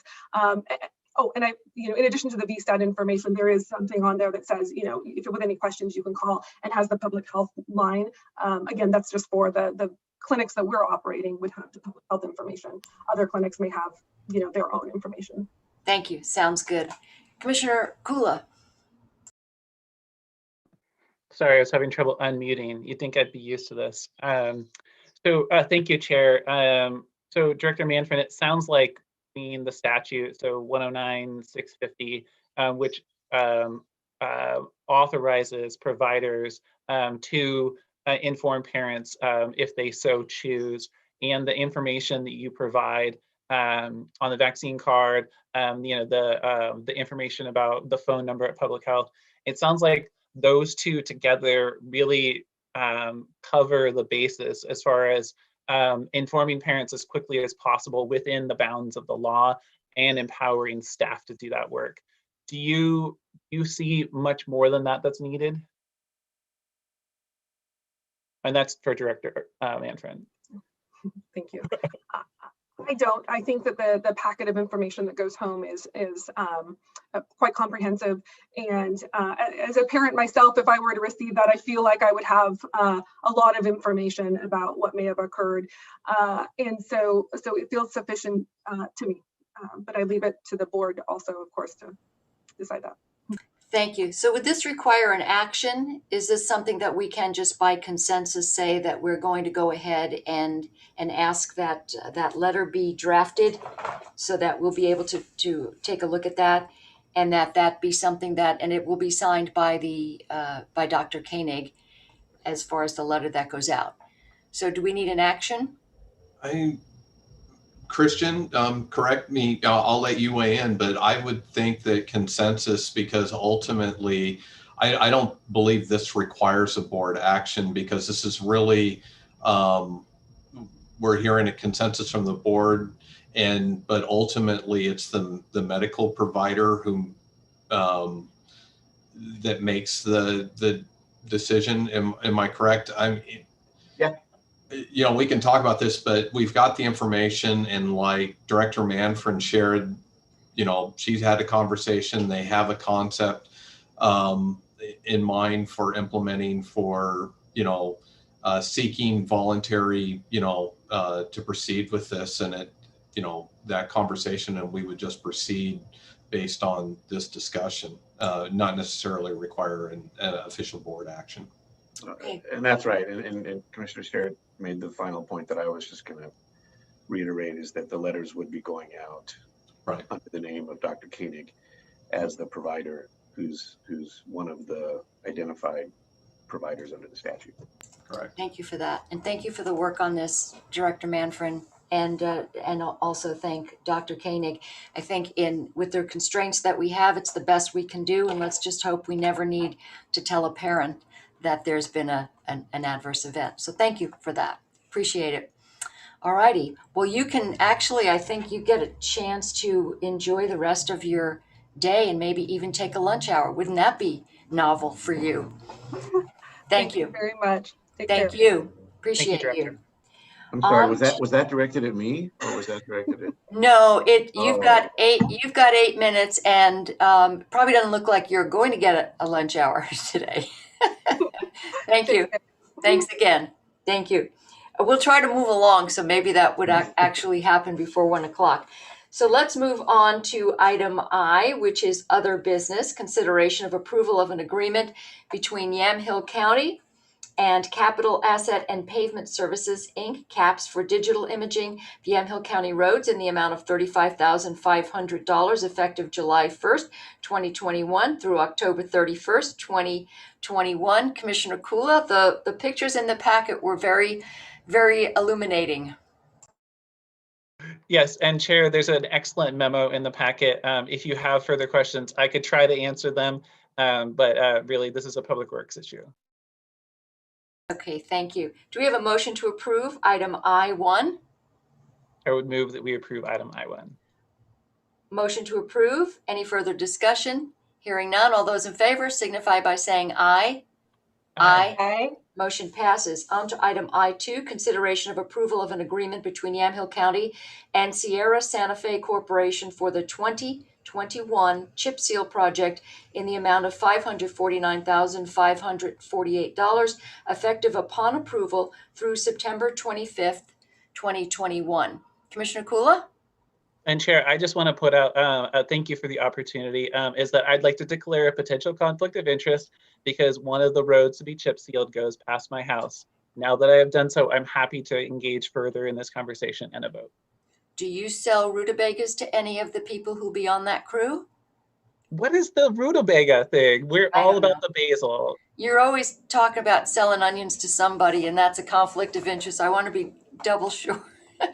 So I'm jealous that you're having a road that goes by your house chip sealed. So You have a nice road past your house, Chair. Or actually, I don't know. I just know that one of the roads near your house is nice. one of them I go down is on the MIP for several years, and it's truly impassable. I will tell you that. That's Shad Road. But anyway, that's a couple of years down the road. So, but talked about that one, Chair. Road. You know that one. My road is gravel and I'm still within the city, so I'm really hurting. You're stuck. I Okay, can take off my earphones for that part. do you have a motion to approve? Do we have a motion to approve item I2? I would move that we approve item I2, Chair. Any further discussion? Hearing none, all those in favor signify by saying aye. Aye. Aye. Motion passes. On to item I3, which is consideration of approval of an amendment to the master subscription agreement between Yamhill County Health and Human Services and Relias Learning per Board Order 17-288 for an additional annual increase in the amount of $1,423 effective August 1st, 2021, and the description in the packet of why we use this program to help keep track of various Christian? Yeah, I was just going to clarify. It's an increase of 1,423, but the annual cost is 48, a little over 48,000. Just want to clarify that's the total number we're talking about. Okay, so I'll make a motion to approve item I3. Any further discussion? Hearing none, all those in favor signify by saying aye. Aye. Motion passes. On to item I4, consideration of approval to authorize the Health and Human Services Director or designee on behalf of Yamhill County Health and Human Services to submit an application for funding from Healthcare Preparedness Program Region Number 2 Healthcare Coalition in the amount of $9,004.93. And this was a need that came out of a tabletop exercise done in conjunction with the Office of Emergency Management several years ago that addressed some of the needs should we have a mass casualty incident. And it is to fund some items that would be important to have. We did work with local funeral homes and variety of other people that would be able to help us in that capacity. So this is something that has been identified for a number of years. So I will make a motion to approve item I4. Any further discussion? Hearing none, all those in favor signify by saying aye. Aye. Motion passes. Consideration, item number 5, consideration of approval of a real estate sale agreement between Yamhill County and Newburgh Development Ventures, LLC, for the real property located at 2318 East Portland Road, Newburgh, Oregon 97132. The purchase price in the amount of $1,670,000 plus escrow fee and closing costs. You know, commissioners, that this is the project that Director Manfred has talked about in the purchase of the building near AutoZone, which would help us with increased capacity for Health and Human Services in Newburgh. So I would move approval of the sale and the purchase agreement, including escrow and closing costs for the amount of $1,670,000. Any further discussion? I just have one thing, and it looks like Christian has something. Yeah, yes, I misspoke. And this is, okay, go ahead. This is not the purchase and sale agreement. This is the agreement between the county and Newburgh Development Ventures. You know, it is the purchase and sale agreement. The only other thing I would add is that if you could approve the agreement, but also authorization to close. because we've been through the due diligence and we're actually about ready to close on the property. We've been through our inspections. My understanding from Director Manfred is that all of those came back. They're fine. We had a couple of items to address, but nothing significant. And so at this point, it would be both approval of the agreement and then authorization to go ahead and close the transaction. Okay, motion to approve the agreement and to close on the property. Any further discussion? I just wanted to note that this is a good example of a win for everybody here.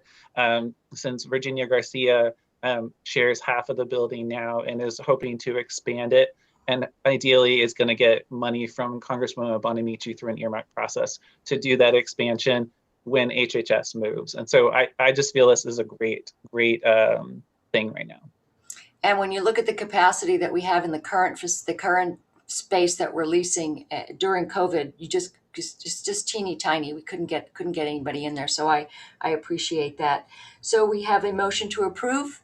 Further discussion. All those in favor signify by saying aye. Aye. Motion passes. On to item I6, consideration of approval of Yamhill County to act as the fiscal agent on behalf of Providence Health and Services to submit an application for the Business Oregon Infrastructure Finance Authority IFA Community Development Block Grant in the amount of $250,000 for temporary housing projects. So Ken, let's go back to the again, the questions that I had were, hey, wait a second, we haven't seen a contract. All we're doing is saying, let's go ahead and just move forward on this. But this is really contingent on looking at that contract and seeing what our liability is, correct? That's correct. Just to clarify, what the agenda, and just a reminder, how we started down this path. Originally, it was YCAP who was exploring applying for this opportunity. And as discussions have proceeded over time and looking at this, it's not really YCAP that is looking at being the lead on this. It is now Providence.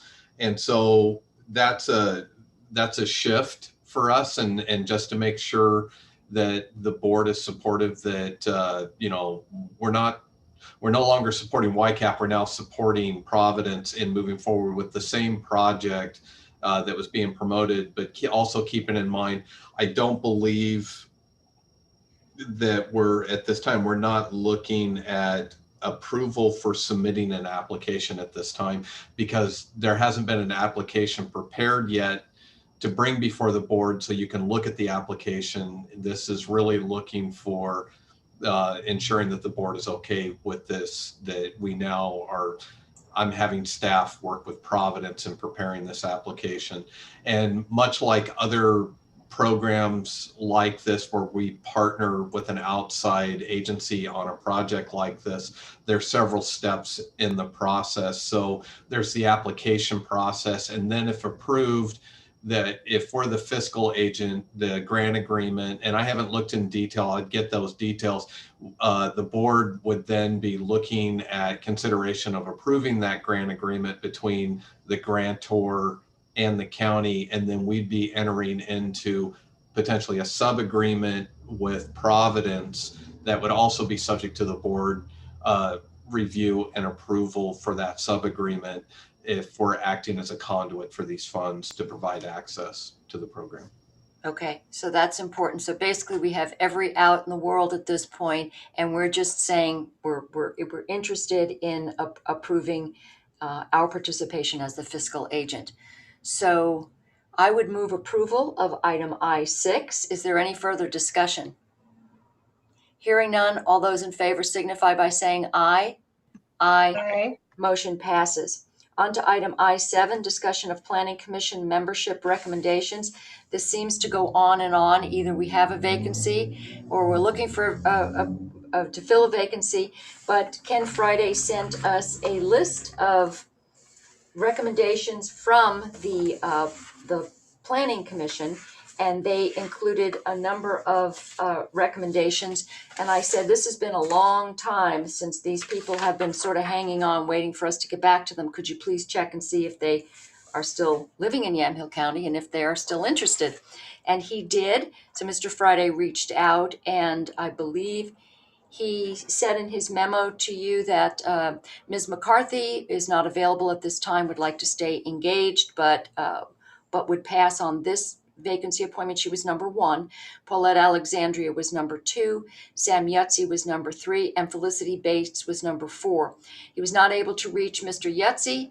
He was able to reach Ms. Alexandria and Ms. Felicity Bates. So we've got those 2. And so, commissioners? And Chair, could you remind me again of the order of Planning Commission recommendation? Was it Celine McCarthy and then Sam Yates? Yeah. No, Oh, it was Celine, Paulette, Sam, Felicity. Excuse me for using your first names, folks. It's just easier that way. Well, then I would, oh, sorry. No, go ahead. I would just recommend, I'm not going to make a motion because I want to provide opportunities, but it seems like it makes sense then that we would confirm appointment of Paulette Alexandria. Okay. Are you making a motion? Oh, Ken, did you want to say something? Oh, pardon me, Chair. I was trying to indicate that Commissioner Bershauer wanted to say something, and so I didn't want to get ahead of us. Okay. All right, Commissioner Bershauer. Thank you. Chair, I was just going to make a motion. Sorry. I move that we approve Paulette Alexandria for the Planning Commission vacancy. Okay, we have a motion to approve Paulette Alexandria for the Planning Commission vacancy. All those in favor signify by saying aye. Aye. Motion passes. Appreciate everybody who's still on the list, and hang tight. We'll get back to you for the next vacancy. And we'll move on to item 8, which is reconsideration of resolution 21-05-27-02 per board order 21-210 in the matter of supporting the civil rights of Yamhill County residents and employees against discrimination in places of employment, public accommodations on the basis of immunization status. The request was made by Commissioner Kula, and that is per ordinance 900 section 5.02, which says that a commissioner voting in the majority can bring an action back the following week. Go ahead, Commissioner. Okay, thank you, Chair. I just brought this forward because upon further reflection, I didn't feel like my participation in signing this and approving this benefited the welfare, the health and safety of county residents. And so I just wanted to take my name off of it. I understand that your position, but as part of the process, we have the opportunity to bring it back for consideration. So that's all. Thank you. I was very surprised and very happy, I might hear say, that you were in agreement of these resolutions, because I know that in the past you've not been supportive of anyway countering what the governor has said, but yes, the process does allow you the opportunity to do that. But all I can say is you probably got a royal spanking from your comrades after you voted with Commissioner Starrett and Bershauer, and this had to be remedied somehow. Chair, I'm actually not sure what you mean, but I think of you as my colleagues. So, and thank you for understanding. I have reflected, and it's on my own choice. I've seen the impacts both of the coronavirus and the coronavirus restrictions in our community. And I've also seen the benefits. Right now, there are very few people who have been vaccinated who are in our hospitals. And so from this point forward, my recommendations are, counter to this resolution. So I hope that you will respect that, and I appreciate you taking the time for this. No, I do respect it, and that's why we have the process to do that. I guess I was just wondering if there was something in these resolutions and in the letter that you're bringing forward that you read and don't agree with. And Chair, what I've said before, and I say again, is that I don't think it benefits the community for me to have my name on it. Okay, thank you, Commissioner. Commissioner Bershauer. Thank you, Chair. Commissioner Kula, I'm just curious because we passed 2 resolutions last week. So is there a reason that you support one over the other?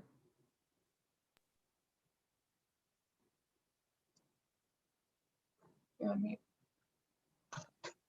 Thank you. I was like, what is Christian mimicking right now? I'm talking. Thank you, Chair, Commissioner Bershauer. Oh my goodness, I almost elevated you. We'll vote on that next year. chair position.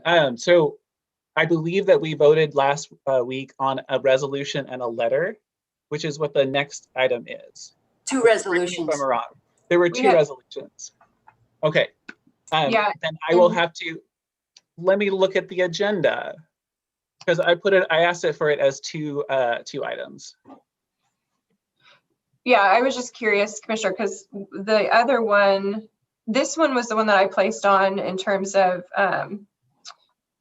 just general discrimination and public accommodations. The other one was more specific against vaccine passports or vaccine check systems. So that's why I was curious if there was something in particular about the resolution, one over the other. Commissioner, I'm sorry, Commissioner Bershauer, just to clarify, there have been so many resolutions and ordinances proposed, including switches from distribution. So it's entirely my apology. My intent was to reconsider all of them. I thought that there were two, and my memory goes back to, and now I'm realizing that Commissioner Bershauer, that when Commissioner Sterrett brought up, Chair Sterrett brought up one, that you asked us to consider the other at the same time. And then further down was the letter to the governor. So my apologies. What I'll do is I'll ask, with your permission, add it as the final agenda item. Let me get that as there. Okay. Yes, I guess one it of would be the, 10. oh, okay. One of the resolutions Commissioner Bershauer brought forward, and that was resolution 21-05272, and mine was resolution 21-05271. So while they were similar, Commissioner Kula, they are different in terms of basically opposing vaccine passports.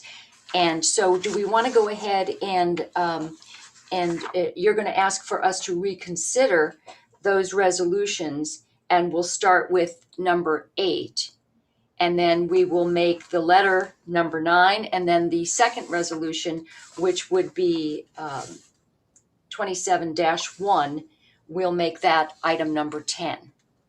Is that what you're thinking? Okay, thank you, Chair. Yeah, I apologize that I didn't have that. Okay. Alrighty, so we have a motion. Commissioner Kula, why don't you make that motion?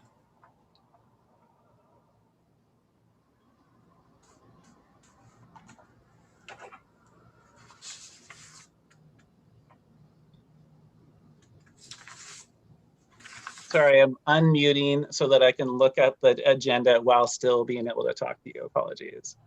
Not like I'm trying to build suspense or something. Okay, I move that we deny resolution 21-05-27-2. So that would be to reconsider the approval of that. Do we have a motion? I think that a deny would be to remove it, right? That resolution. Well, the resolution passed, so it would have to be a motion to reconsider and then a vote on it. So the resolution has already passed. So Ken, you want to maybe we're just parsing words here, but what would be the, Christian's laughing, he's saying. Yeah, I'm trying to think how best to approach this. I think, Chair, what you're suggesting is that there was a motion last week to approve the resolution, which passed unanimously. So are you asking that perhaps the right approach would be to reconsider the approval of that resolution, and then the board could vote accordingly on that reconsideration, which I think is slightly different than what Commissioner Kula was suggesting? Correct. I'm just wondering, just based on the reconsideration, would that be? Would that work for you, Commissioner Kula? Sure. So that would be a two-part vote then, or it would potentially be a two-part vote. It would be a move to reconsider, and then if it passed, then a reconsideration. Is that what you're suggesting, Chair Sterrett?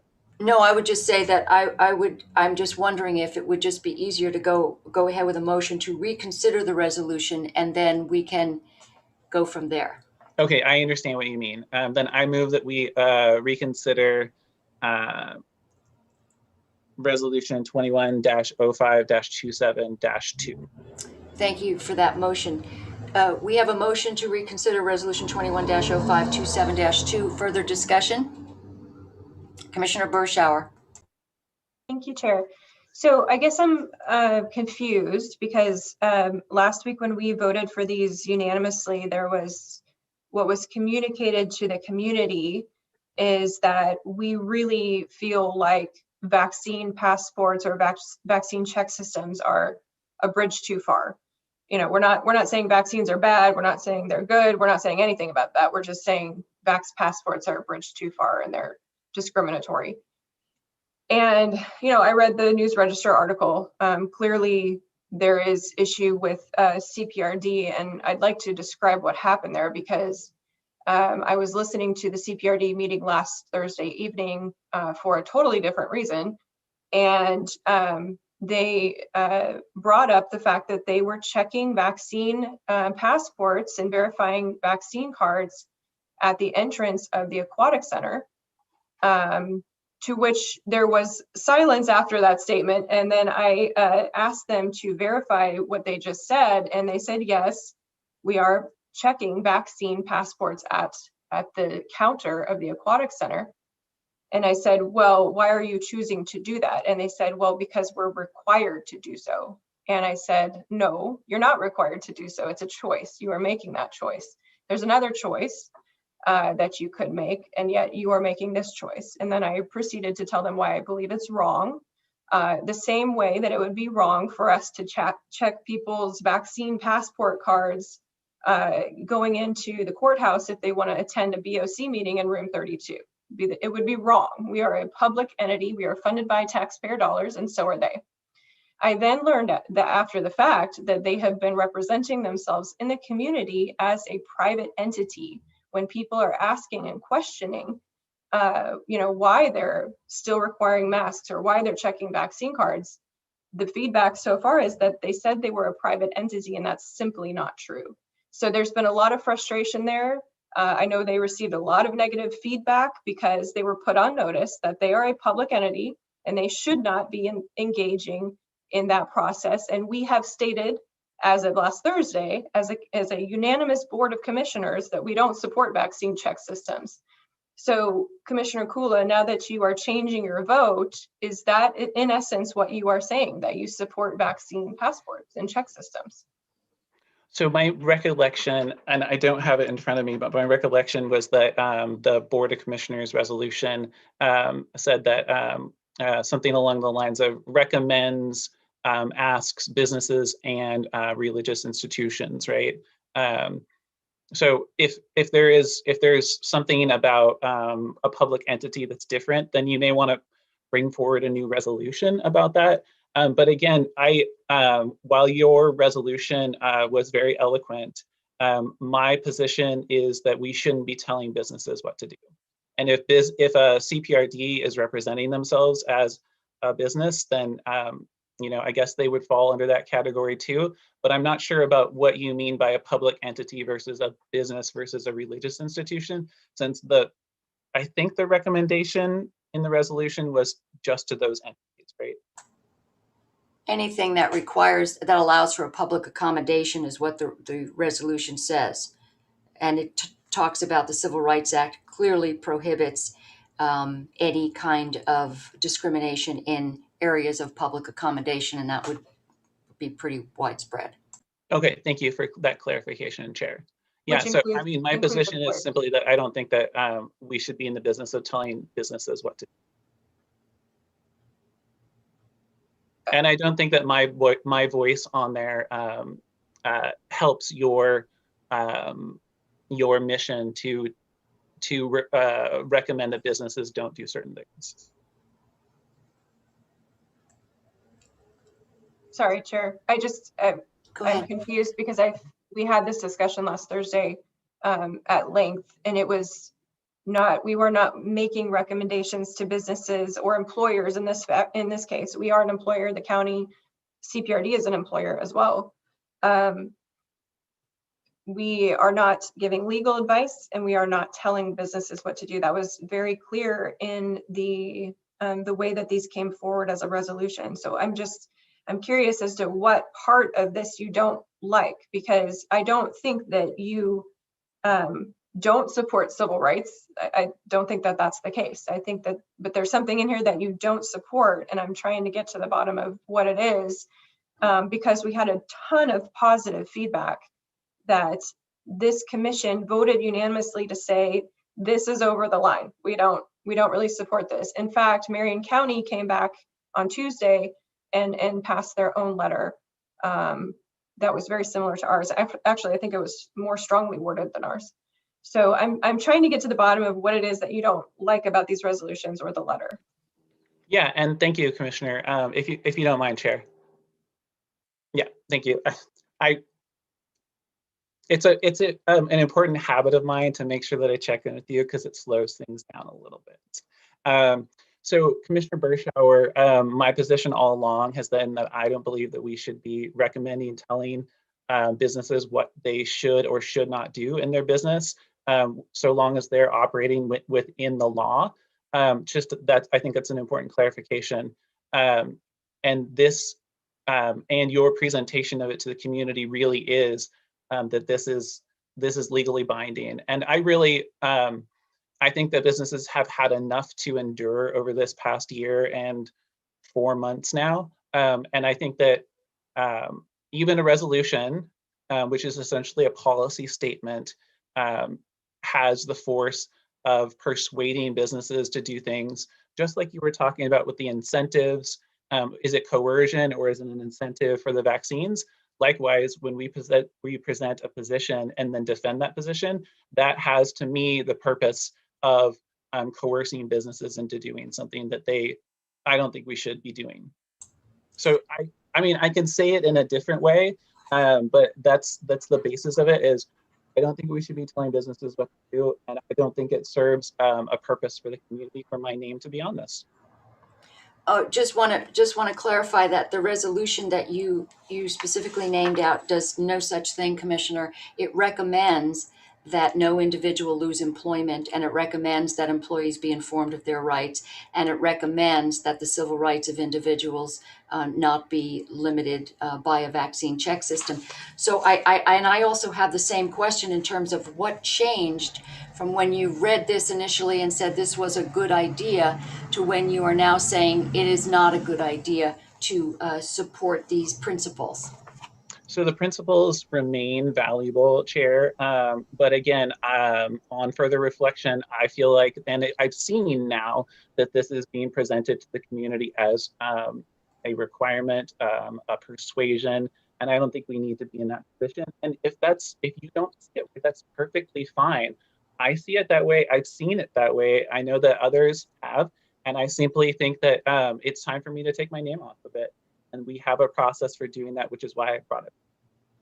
Okay, so we have a motion and further discussion. Christian? I just wanted to clarify, the way I believe it's been presented is a motion to reconsider the resolution. So that would be a two-step process. You would first have the motion to reconsider, and then you would have a motion again on the resolution itself. Correct. Okay. Okay, so we Very have go ahead, Christian. Oh, we have a motion to reconsider the resolution 21-5-27-2. Further, Commissioner Berschauer. I guess I'm just confused, Chair, because if we both vote no, then Commissioner Kula doesn't get to reconsider his vote. That doesn't really make a lot of sense. I'm glad that you asked that, because I was like, I mean, that's, you know what I mean? Is that really how it works? Well, no, because unless I'm wrong, Christian, what we're doing is we're voting to reconsider the resolution. We'll vote no, and I don't know how you take your name off it if, you know, it's like, it's. No, you cannot change your vote. But yeah, I would see say that that. the ordinance I does see say that we now. can't change That our may be vote. So something that's that we why need to I'm take doing a, it Okay, hold on, one at a time. Christian, go ahead. Sorry, I see now the potential for the confusion, and that may be something that we need to consider correcting in our ordinance, because that is the way the ordinance reads, is that it would be a motion to reconsider. And so you're right. If a majority of the board voted against the reconsideration, then that would effectively prevent the commissioner who's interested in bringing the issue forward from being able to have the item reconsidered. So yeah, if there is maybe the right way to approach it this time, and I'll work with Ken to see if we can clean that up, is to simply have the board, if there's consensus among the board, to go ahead and simply reconsider the resolution, to go ahead and do that. Because I mean, Commissioner Kula, I'm not sure how else you would bring your motion to reconsider forward.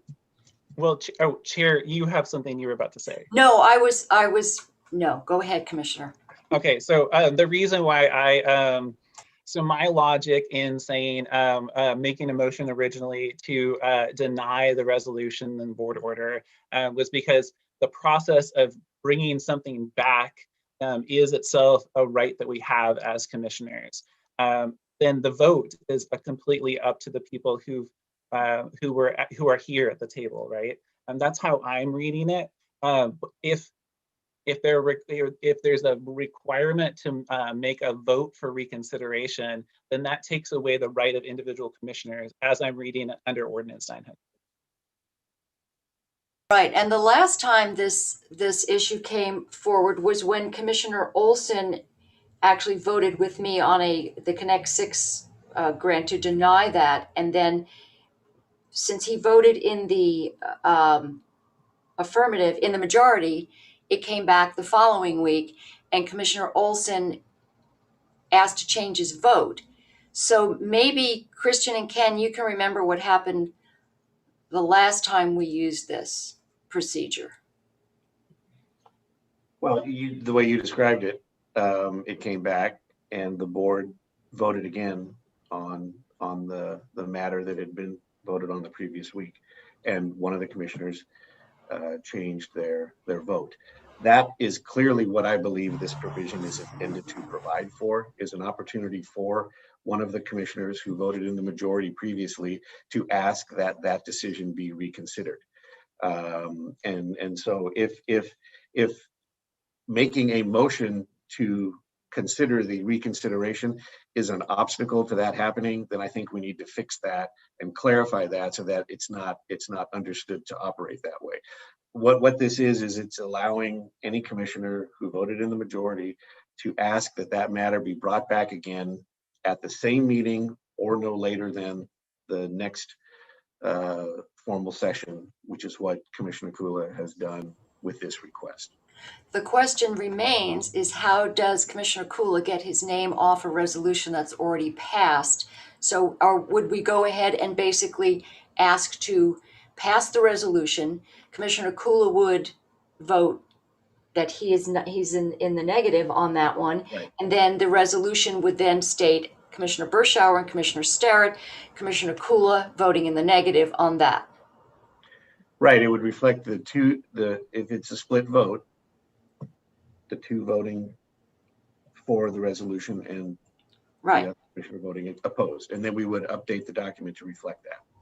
So then we would basically, the way we could word that, and correct me if I'm wrong, Counselor, is that we would, a motion to approve, well, no, because it's already approved.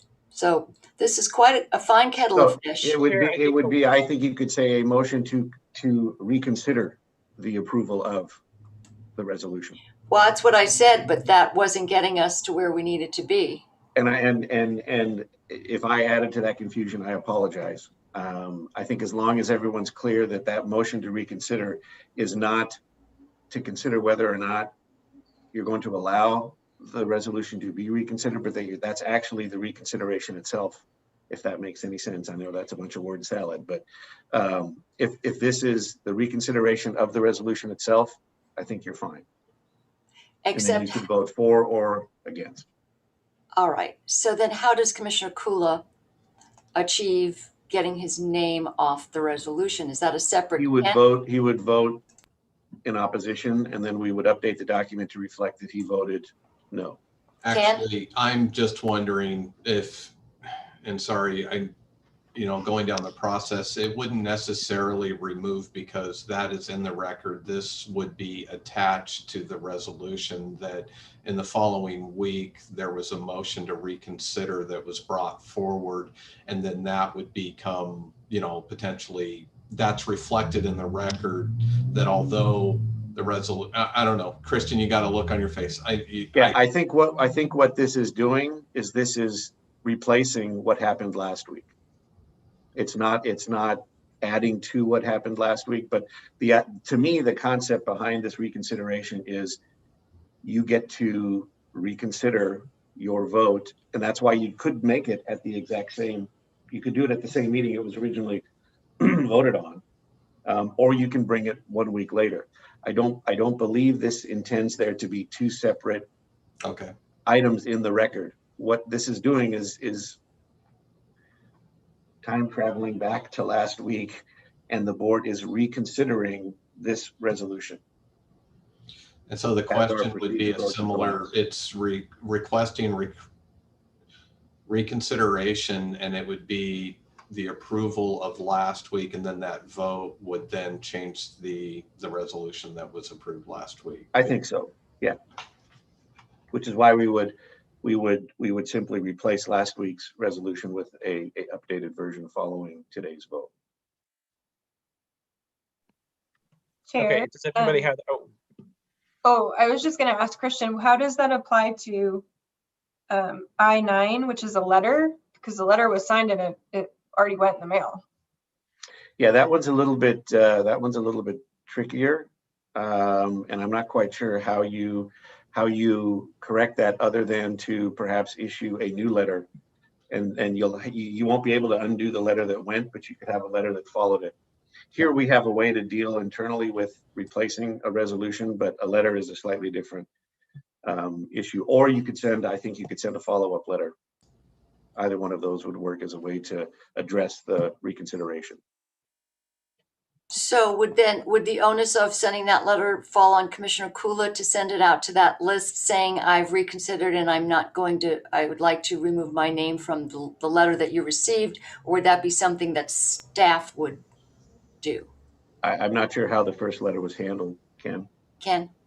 The staff would send out because this is a board action, we would send out a revised letter reflecting what action was taken as proposed today. Okay, so let's deal with one of these conundrums at a time. And that would be item 8. And that would be based on the wording here, we can still use a reconsideration of the resolution. And reconsideration of approval of resolution 2105-27-2. I'm going to go with that wording. Commissioner Kula, why don't you make that motion? Yes, thank you, Chair. Let me pull it up to you. I move that we reconsider approval of resolution 21-05-27-2. Okay, we have a motion to reconsider the approval. Any further discussion? All those in favor signify by saying aye. Oh, aye. Wait, no. Oh my goodness. Isn't a reconsideration of approval a vote for yes? So correct. I was waiting for the nays personally. Right, you would not want to vote aye. You would correct. Want to hold that thought. Are we all voting no? Yeah, we're all going to vote. You're not going to vote the way we're going to vote, I'm guessing. So Chair, my understanding is that a yes vote upholds this a new version of this resolution, and then a no vote would deny a new version of the resolution. And either way it would be replaced. So my intent is to vote no. Your intent is to vote yes, is my understanding of the situation. Christian? That's correct. Reconsideration of approval of the resolution. If you're in favor of the resolution, you would vote aye. If you're opposed to it, you would vote nay. All right. We have a motion to reconsider approval of Resolution 21-527. All those in favor signify by saying aye. Aye. Aye. All those opposed, same sign. Aye. Okay, motion passes. Thank you, Chair, very much for figuring this out. And I didn't figure it out. We'd In still the be end, here. you did. I feel I need to apologize for the confusion, but we'll see if we can take some steps to address this and come back with a better approach to this. Well, we've practiced now. We can do the same thing for item 9 and item 10. So the next item is item I-9, which is a reconsideration of a letter to Governor Brown, Board Order 21-211, opposing OHA and the Oregon OSHA health mandates for private businesses and churches to verify vaccination status for customers. Request was made by Commissioner Kula per Ordinance 900, Section 5.02. So Yes. this would again be the same wording, and that would be reconsideration of approving a letter. Correct? I think you're correct, Chair. We are on a roll. Cool. So, Thank you for working on this. Yeah. Commissioner Kula, do you want to make that motion? I'm happy to, Chair. I move that we reconsider approval of a letter to Governor Brown, which is Board Order 21-211. All those in favor signify by saying aye. Aye. I think I'm an aye. Yeah, you're an aye. All those opposed, same sign. Aye. Motion passes. All right. And colleagues, I must say thank you for finding a little bit of humor in something that could be tense. So I appreciate it. Oh, hey, if we can't have any fun, what's the point? So, but now Carolina has to send out another letter saying, never mind. So, but anyway, Yeah, she's up to the task. I'll work on her with that. Commissioner Berschauer. Chair, just for, ease of getting this thing out, I would just recommend that we do the same letter and just remove Commissioner Kula's signature. Okay. That is what we will do. Caroline is going like this. You three are gonna. It's a good thing she's not on camera. You guys are gonna wear me out. Okay. And then, Chair, if you are so willing, you wrote down, you told me the name of the next board order, and I didn't get the whole thing.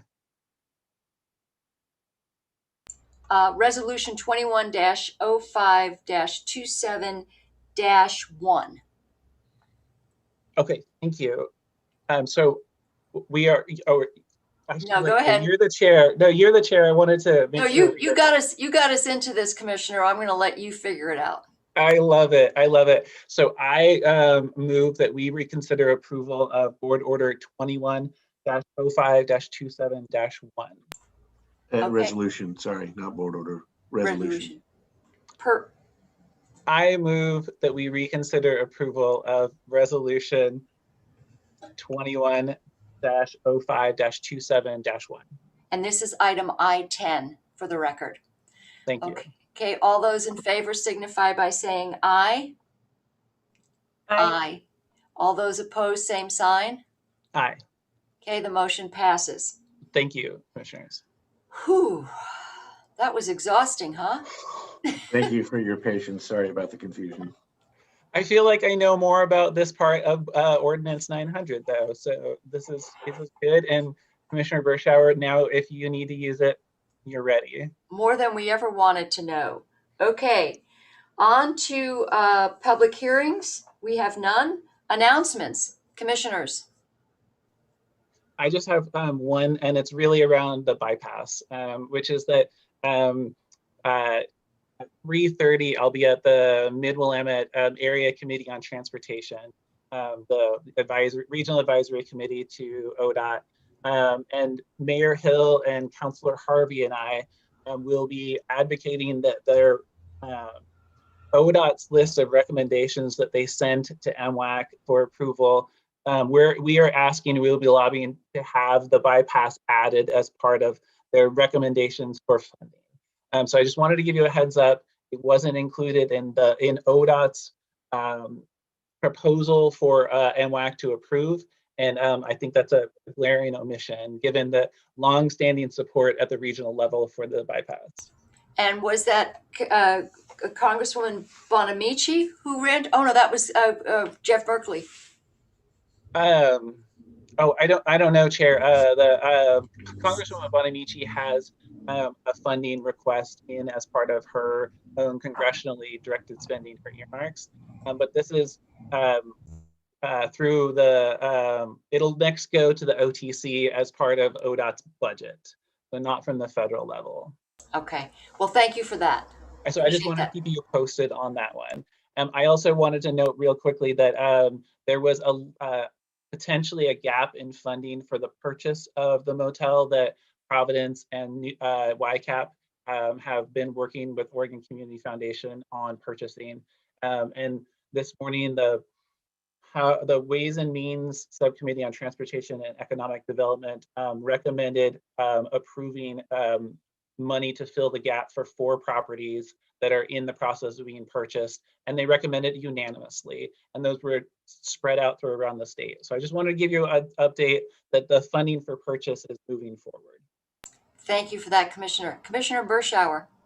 Thank you, Chair. Commissioner Kula, so who technically will own the motel? Is it Providence? Yes, and I think that's a little bit of that information is in the agenda item that we had. Yes, I believe it's Providence that will own it, and YCAP will be operating it. And if you would like to, when the agreement, the fiscal agent agreement comes back to us, perhaps we can hear from YCAP and Providence at that time. Does that? I'd like to hear from them because it is like multiple partners. And that's for 3 years, though. Yeah, that's what I caught that in the agenda packet. It was a 3-year stint, sort of, and then Providence would shift it into long-term care or something like that. I believe it's in going from a shelter to long-term stable housing. I think that's my understanding, but we should get more information. And then YCAP's going to be doing doing a lot of the services, and that I believe is $350,000 per year for those. So yeah, there's a lot of moving parts on this one. So and I do know that I'm sorry, Chair, if I may. Yes, you may. I know that right now there is so much demand that for motel sheltering program that they have 60 families in units right now. And that costs, as you might imagine, a lot when you're paying market rates, even at a bulk discount. So the ongoing operations are going to be dramatically lower than what the current per month price is. Seeing as Section 8 vouchers are at a premium. So appreciate that. Thank you for that. Commissioner Berschauer, did you have anything? I do not, Chair. Okay. Anything else for the good? Oh, looks like Ken Huffer has something to say. Go ahead, Ken. I'm sorry, Commissioner, and thank you, Chair. I just wanted to request or ask if the board would be open to. I was trying to do some scrambling and trying to look in some more. If the board would be okay with possibly a 5-minute recess, because I'm just have concerns with the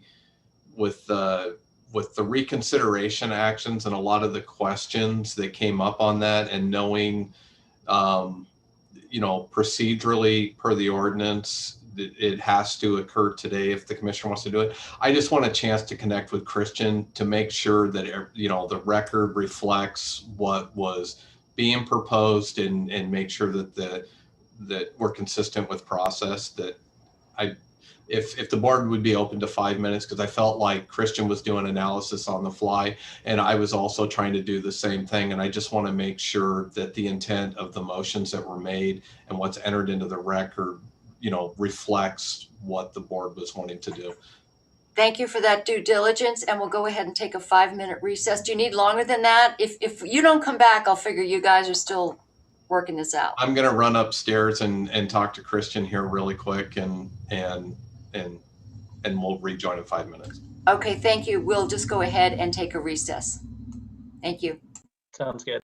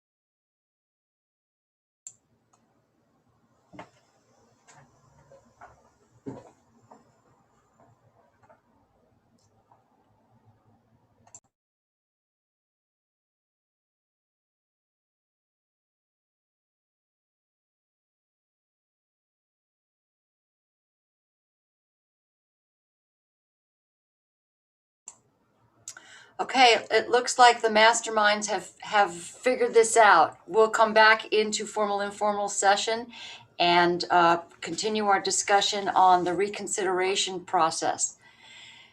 Yeah, and thank you, Chair, for giving us a few minutes and talking to Christian. You know, it seems that the record is going to and having the recordings are going to accurately reflect on what we were trying to accomplish here and vote. So I have less concerns. I just wanted to take 5 minutes, and because I know there was a lengthy discussion and a lot of confusion around, and maybe part of that is possibly addressing on how we put it on the agenda, because it was really asking for a reconsideration, and so depending on what the board would like to see, if we need to do some work or some, let the siren pass by. So if there's some updates that we need to make to Ordinance 900, and if the board has some ideas or suggestions on what you would like to see on that, we could work on making some updates and an amendment to Ordinance 900 to hopefully clarify, so we don't potentially go. It's not, this doesn't occur a lot of times, but obviously when it does occur, it's kind of a clumsy process. So, Christian? Yeah, I think it what really needs to be discussed going forward is what is the process that the board would like to see, and how would you like to handle as a board questions of reconsideration? Because the way it's written, it would be subject to a motion to reconsider, and that motion could be defeated, and then you don't get to reconsider the question.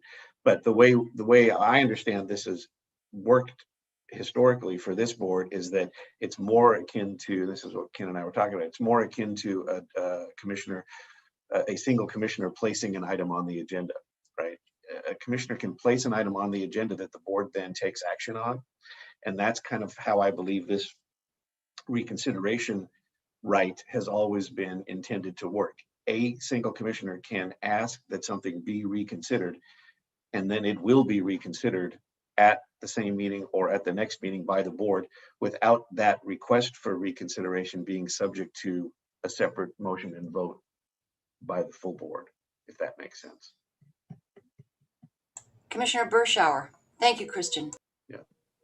Thank you, Chair. I'm just wondering, because it seems like it's a bit of a privilege, right? I mean, if you were the minority vote and the only, well, it would be in the minority for us, but you don't have the right to reconsider. Is that right? You had to be in the majority vote. So it's a bit of a privilege. And I'm curious as to, because I read about Commissioner Olson's reconsideration on the trail grant. How did that process go down? Because it seems like that would be pretty easy to pull up and see what was considered. Because he would have been in the majority on his original vote. Correct. And I'm just curious to see if there was a separate vote on reconsideration. Yeah, Ken and I chatted about that. I don't believe that there was, but I'd have to go back and double check that. I don't believe there was either. My recollection is, oh, sorry, Chair, if I may. My recollection is that the agenda item actually just came up again on the agenda. And I don't even know if it had, I mean, Carolina would know, but I don't know if it even had like brought by. And we can certainly look at that. And that again gets to the question of, I think what's important for this board is just to determine how you'd like to proceed with this issue moving forward, right? If you would like to continue it as sort of a right and a privilege, as opposed to something that would be subject to a vote of the board to allow or not to allow the reconsideration. That's what I think is important for us to think about moving forward. But we'll certainly go back and take a look. I'm curious myself as to how it happened 3.5 years ago, 3 years ago. Thank you. Commissioner Bershauer. I was thinking about the opposite. You know, if Commissioner Kula had voted no originally and he was in the minority and wanted to switch his vote to yes, he couldn't do that. Correct? That's right. That's how the ordinance is currently drafted. And I guess, you know, thinking about it holistically, that may be because well, in this case, it didn't change the final outcome anyway, because you had a majority that went from unanimous to 2-1. In the situation you described, it could possibly be going from 2-1 to unanimous. Outcome essentially being the same. I think it's slightly different when you did vote in the majority and then you want to change that decision. But you're right. It could also apply for someone who is in the minority who is interested in changing their mind. So that's, again, another element of it that's good to think about and think through and determine how we want to handle that process going forward. Okay. And is there an issue with like deliberation and discussion? Because it's almost like, you know, we could keep doing that, right? Because now you've had a deliberation and discussion with your fellow commissioners, and then going forward, if you change your mind, I don't know, it's almost like the process is hopefully rare for a reason, because then, you know, it's almost akin to having a conversation with commissioners prior to having the conversation, if you will. That's just what's going through my mind, but. Yeah, and something else that I'm thinking about as you're describing that is, well, now that we've reconsidered it this week, could the same or a different commissioner bring it up again next week? Because it's 1 week after the vote that was just taken. Or is it sort of a one-time, you get to reconsider one time, you don't get to reconsider and then reconsider again the following week? I certainly don't think that's the intent, but. No, I was just going to say it's a get out of jail free card. You get one, and then pity the poor commissioner who brings it back again, because then we're going to have to try to figure it out. But you're right. This has been quite an interesting exercise. But I think it's good for us to look at what really the intent of this is, which is pretty simple. But when government gets involved, we can really make it complicated. Yeah, and that is the important piece of it, is how you as a board would like to see this privilege, right, option, you know, how you would like to see this reflected going forward. Well, we could probably just put that on the list for work sessions, huh, Ken? We can. And to the extent it needed an amendment to the ordinance, it would be a relatively straightforward one. We would just work on clarifying language and then bring that to your attention. Okay. All righty. Well, thank you for that clarification. Appreciate everybody working through this. And if there's nothing else for the good of the order, I'd like to say a special thank you to Carrie Hinton and a special thank you to Carolina, who's probably not talking to us at this point. But thank you both, County Council, our administrator, commissioners, and everybody who joined in the discussion. Thank you for joining us, and we'll see you next week.